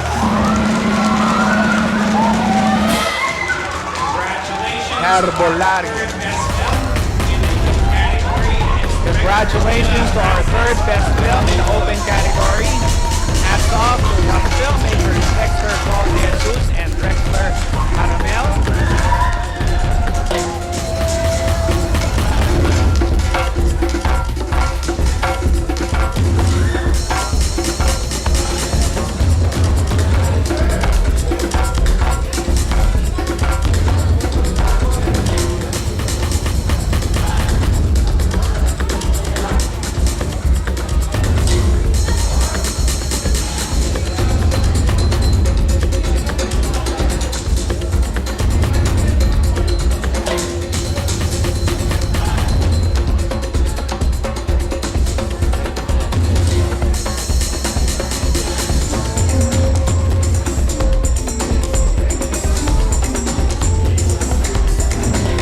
And now we move to the youth category to also receive a certificate, trophy, and 100,000 pesos.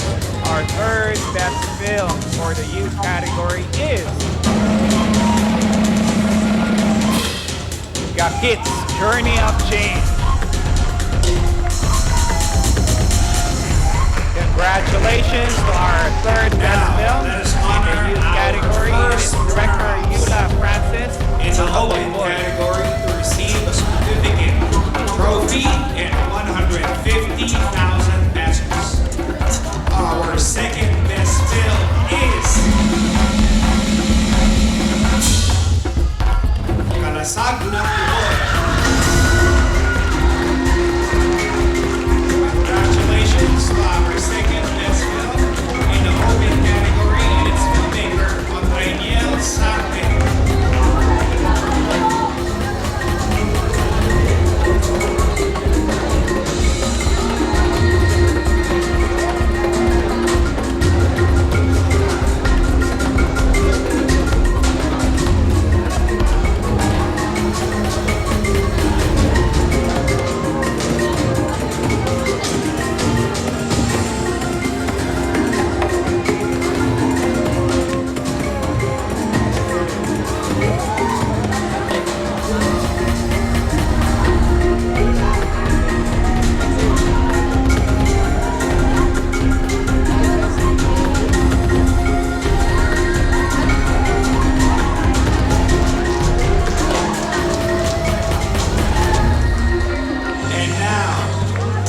now, let us honor our first runner-ups. In the open category, to receive a certificate, trophy, and 150,000 pesos. Our second best film is Kalasag ng Tubod. Congratulations to our second best film in the open category and its filmmaker, Mondrainiel Sanchez.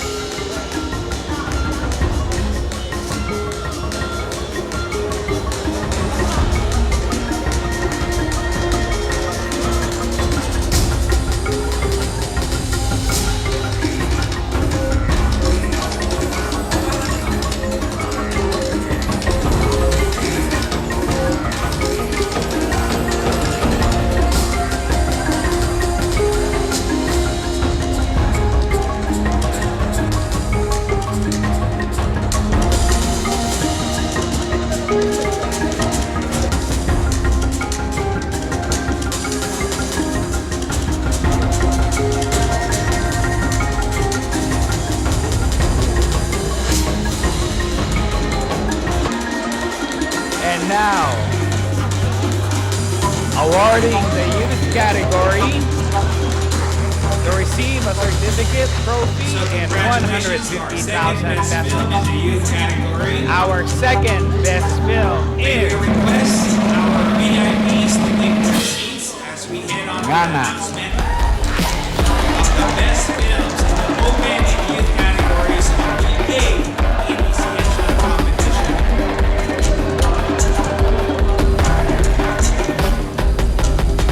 So now it's time for the most prestigious award of the 8th IndieSiyensya filmmaking competition, our best films in each category. As a special treat for our audience, we will be presenting the full-length versions of the winning films. So here they are. In the open category, to receive a trophy, a certificate, and 200,000 pesos, the honor of being the 8th IndieSiyensya filmmaking competition best film. It goes to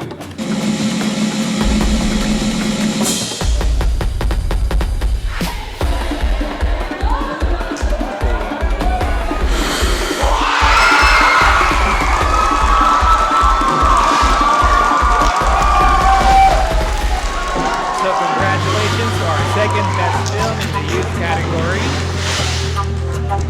May we request our VIPs to take their seats as we head on to the announcement of the best films in the open and youth categories of the 8th IndieSiyensya competition.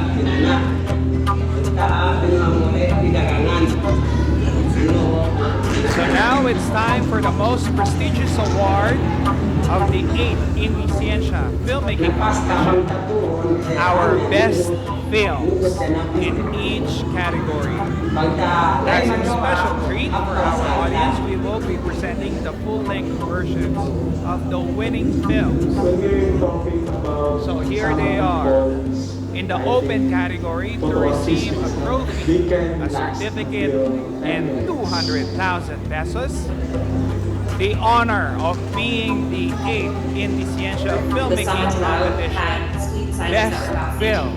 Larger than those in the neighboring community. It goes to And the speed is involved in diving because when you hold your breath and go underwater, something that happens is called the mammalian dive reflex, or the human dive reflex. And so one of the components of that reflex is that your spleen contracts. And because your spleen stores red blood cells, those red blood cells get pushed into circulation, giving you an increased amount of oxygen while you're driving.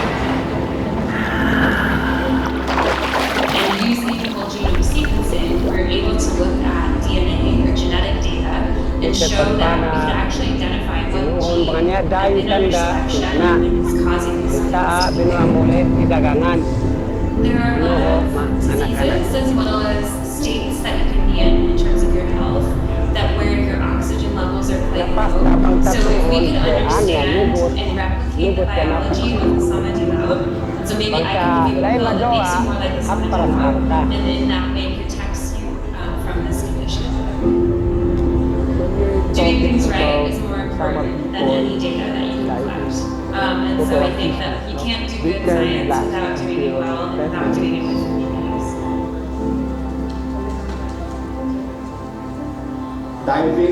The Sama Dilaut had spleen sizes that were about 50% larger than those in and the spleen is involved in diving because when you hold your breath and go underwater, something that happens is called the mammalian dive reflex, or the human dive reflex. And so one of the components of that reflex is that your spleen contracts. And because your spleen stores red blood cells, those red blood cells get pushed into circulation, giving you an increased amount of oxygen while you're diving. Industry for burning. And using whole genome sequencing, we were able to look at DNA or genetic data and show that we could actually identify what gene. If we only had non-divers, it would be a lot harder to know if this was a genetic fact related to diving. And so I think from a scientific perspective, it's really important to preserve these cultures, lifestyles. So if we could understand and replicate the biology of the Sama Dilaut, so maybe I can give you a pill that makes you more like the Sama Dilaut, and in that way protects you from this. Doing things right is more important than any data that you can collect. And so I think that you can't do good science without doing it well and without doing it with communities. Grabe kaayo ng ka-abstract. Diving. O sa nga klase intervention, education ng intervention, o sa may kultura ang maintain dito, yung ideal sense of identity, being sa Dilaut, madrag pa ba nila ilang culture? Or just maybe, you can just exist as Sama Dilaut but you don't do the culture anymore. Ang sa ako karon is just at least to document. Kasi in the future, makita niyo yung documentation, video, wala na po yung or anything, industry for burning. Nga sa una, abin din ang burning, i-dive din na sila, no? Kung sa pa yung may i-dive, kung wala na ang industry. If we only had non-divers, it would be a lot harder to know if this was a genetic fact related to diving. And so I think from a scientific perspective, it's really important to preserve these cultures, lifestyles. Umuna sa mga pagkakahan mo. Buwa ko yan, training bangsa class, ibuwa lang ko yan, training ko marilaw. Sa tuhon, babaw dolo. Bus-tabus na, training sa mga nilalom-lalom. Daily. Grabe ka There actually has been recent work that has shown that Sherpas, so these are people, living in sa nga high klase altitudes intervention, of the education ng Himalayas, intervention, actually o also sa may kultura ang ma-maintain dito. Yung sense of identity, being nga Sama Dilaut, matrag pa ba nila ilang culture? Or just maybe, you can just exist as Sama Dilaut but you don't do the culture anymore. Ang sa ako karon is just at least to document. But in the future, makita niyo yung documentary, documentation, video ba na, ulat ba na, or anything, or any medium. But hindi ay, in the future, na ay makapractice. So we would like to welcome Heather, Simonette, Rose, and Tom.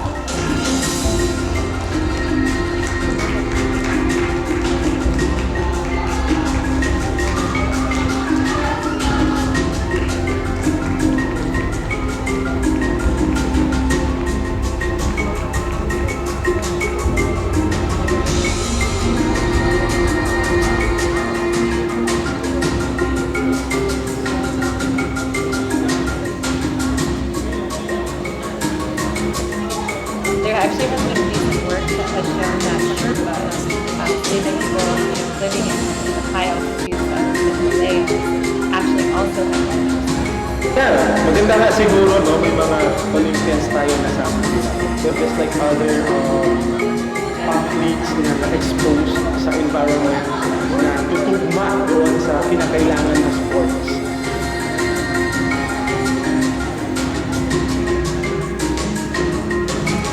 So once again, may I ask Engineer Marino, Dr. Sosota, Captain Vasco, and our Board of Judges come up on stage and award our Congratulations to our best film in the open category. And once again, to our So we would VIPs, like you to may call take in your seats. Heather Simonette Rose in Tall. So finally, we go to the youth category. To receive a trophy, a certificate, and 200,000 pesos. The honor of being the 8th IndieSiyensya Filmmaking Competition Best Film goes to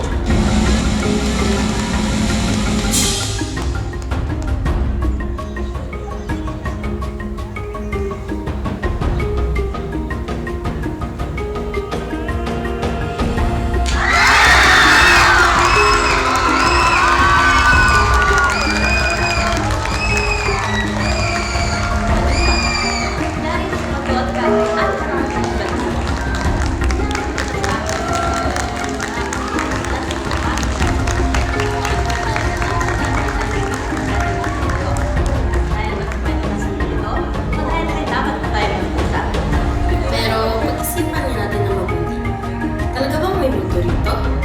Kung wala, ano yung naramdaman kong malamig na hangin? Congratulations to our best film in the open category. And once again, to our VIPs, you may take your seats. Isa rin sa mga lugar na kasaysayan ay pinireserba. So finally, we go to the youth category.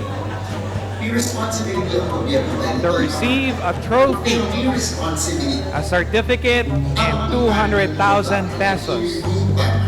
The honor of being the 8th IndieSiyensya Filmmaking Competition Best Film goes to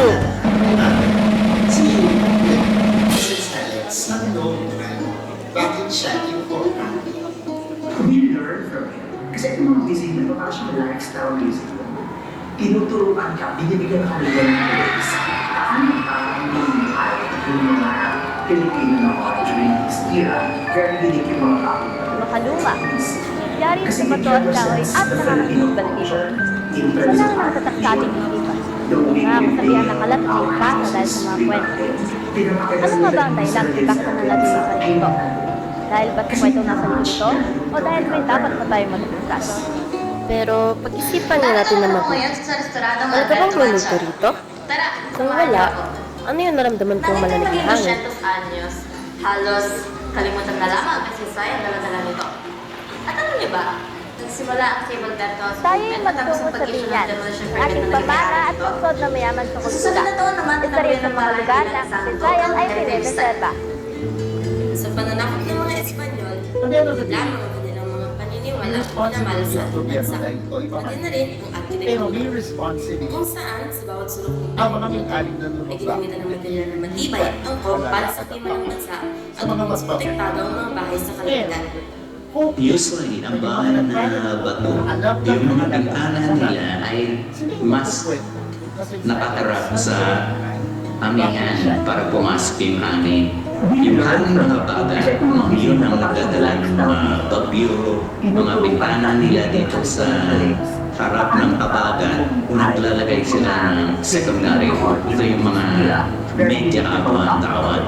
Tapos ang nakaharap naman sa amihan, yun naman yung dating bukas naman, saka mas maraming bintana. Pinapakita rin ito yung resilience natin sa Nanggagaling sa tinatawag na passive design strategy. Sa ganito, merong tig-isang daluyan ng hangin. Narito naman ako ngayon sa restoradong Alberto Mansion. Tara, Kung saan samahan niyo ako. lumalabas-pasok ang harap Langit ay maging 200 anyos. Halos kalimutan na lamang kasi sayang dala-dala nito. At alam niyo ba, nagsimula ang Cable Cartels movement matapos ang pag-issue ng demolition permit na naging may-ari nito. Sa totoo naman, tinagurian ng bahay bilang isang global heritage site. Sa pananakot ng mga Espanyol, lamang ang kanilang mga paniniwala ang pinamala sa ating bansa, pati na rin ang arkitektura. sa Kung saan, sa madaming bawat dito sulok ng bahay ng bato sa ay Taguig, ginamitan ng material so na may matibay at angkop para sa klima ng bansa at upang mas protektado ang mga bahay sa thermal kalamidad. conductivity ng tatawarin. Usually, ang bahay mas na malamig. bato, yung mga Bato kasi pintana ang nila kahoy na ay bahay, di sa mas concrete. nakaharap sa Kilala rin ang kahoy sa amihan carbon para sa pumasok yung hangin. Isa ito sa Yung hangin ng habagat, noon yun ang nagdadala ng mga bagyo, mga pintana nila Meron dito ding sa proseso ng carbon harap sequestration ng na habagat, kayang gawin ng mga naglalagay tao. sila ng Ito yung secondary pagbuhat wood. ng Ito yung carbon mga dioxide ng media pagkagat. agua ang tawag mo. Tapos ang nakaharap naman sa amihan, yun naman yung kinabukasan laging ay bukas, no? At saka mas maraming pintana dyan. Pagkus, ito ay patungkulin sa Yan agham, ay cross ventilation, nanggagaling sa teknolohiya, tinatawag na passive klima, design strategy. Sa kalikasan, konseptong ito, patuloy na merong pagsuporta tigis ang at daluyan pagkaisa. ng hangin sa itaas at iba pang bahagi Hindi lang ng para buong sa'yo, bintana hindi lang kung para saan sa'yo. lumalabas-pasok Ngunit ang para hot sa and cool air. kulay, makabuluhan na nakaraan, ang mga bahay ngayon, mula taas hanggang ibaba ay gawa sa mga carbon-intensive materials, kung saan labis ang enerhiya ang kinukonsumo sa produksyon, kaya kasabay nito ang pagtaas ng carbon emission. Kaya naman, siguro isa na ang Pilipinas sa mga pansangangalit sa mga epekto ng klima tulad ng pagtaas ng temperatura. Ano na ang kahoy sa madaming-dami na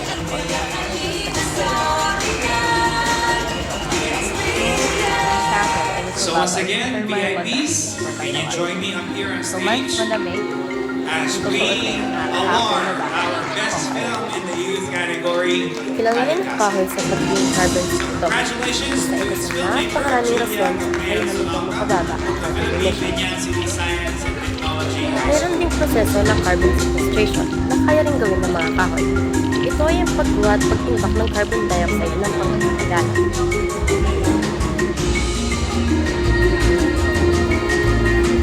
Kinabukasan ay hindi lamang pag-imbak at sa kahoy, pagkus ito ay patungkulin sa agham, kultura, teknolohiya, klima, kalikasan, tuloy na pagsuporta ng kakaisa. Kaya, hindi lang para sa'yo, hindi lang para sa akin, ngunit para sa lahat. Kulay, kapuluhan na nakaraan, masalubong, gandang linis.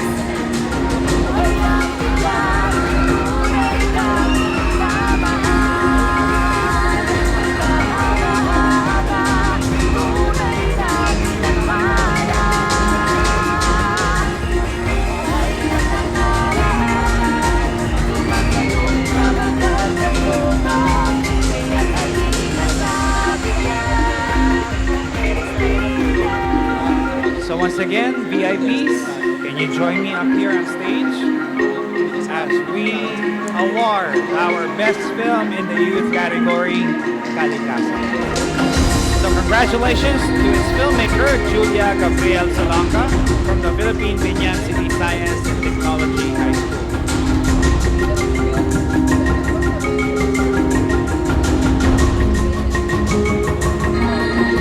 So once again, congratulations to our winners for the best film in both categories, open and youth. So VIPs, please remain on stage for a little more as we have an announcement to make.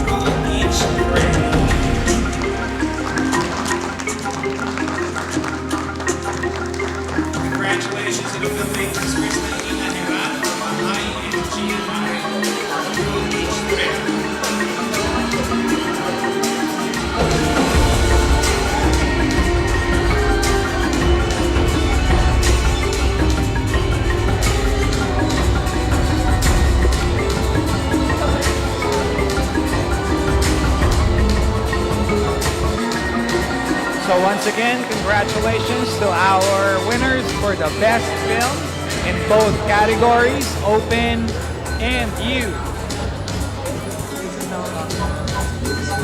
So VIPs, please remain on stage for a little more as we have an announcement to make. Like what we've said, this IndieSiyensya is the biggest yet, and that means we will give out consolation prizes to our other finalists. So how about another round of applause? The remaining finalists in both categories will each receive a consolation prize of 25,000 pesos. With that, let me begin Congratulations, with you our both did open great science films category. and thus By deserve this calling prize. Now, let's Bahai award and the remaining each finalists grade. from our youth category.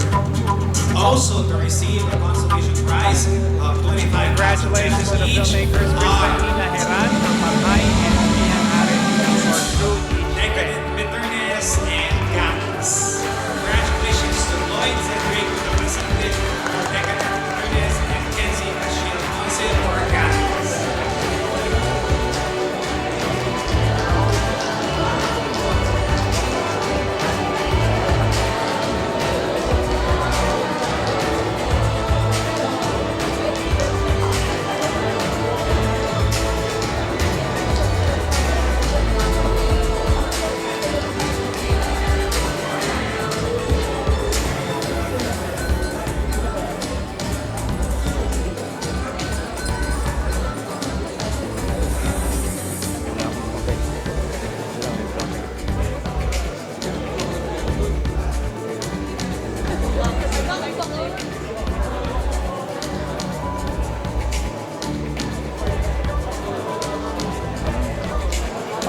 Patawa to si Lloyd. Congratulations, you both did great science films and thus deserve this prize. Now, let's award the remaining finalists from our youth category. Also to receive a consolation prize of 25,000 each are Decadent Bitterness and Ganas. Congratulations to Lloyd Cedric Capacite for Decadent Bitterness and Kenzie Ashiel Ponce for Ganas.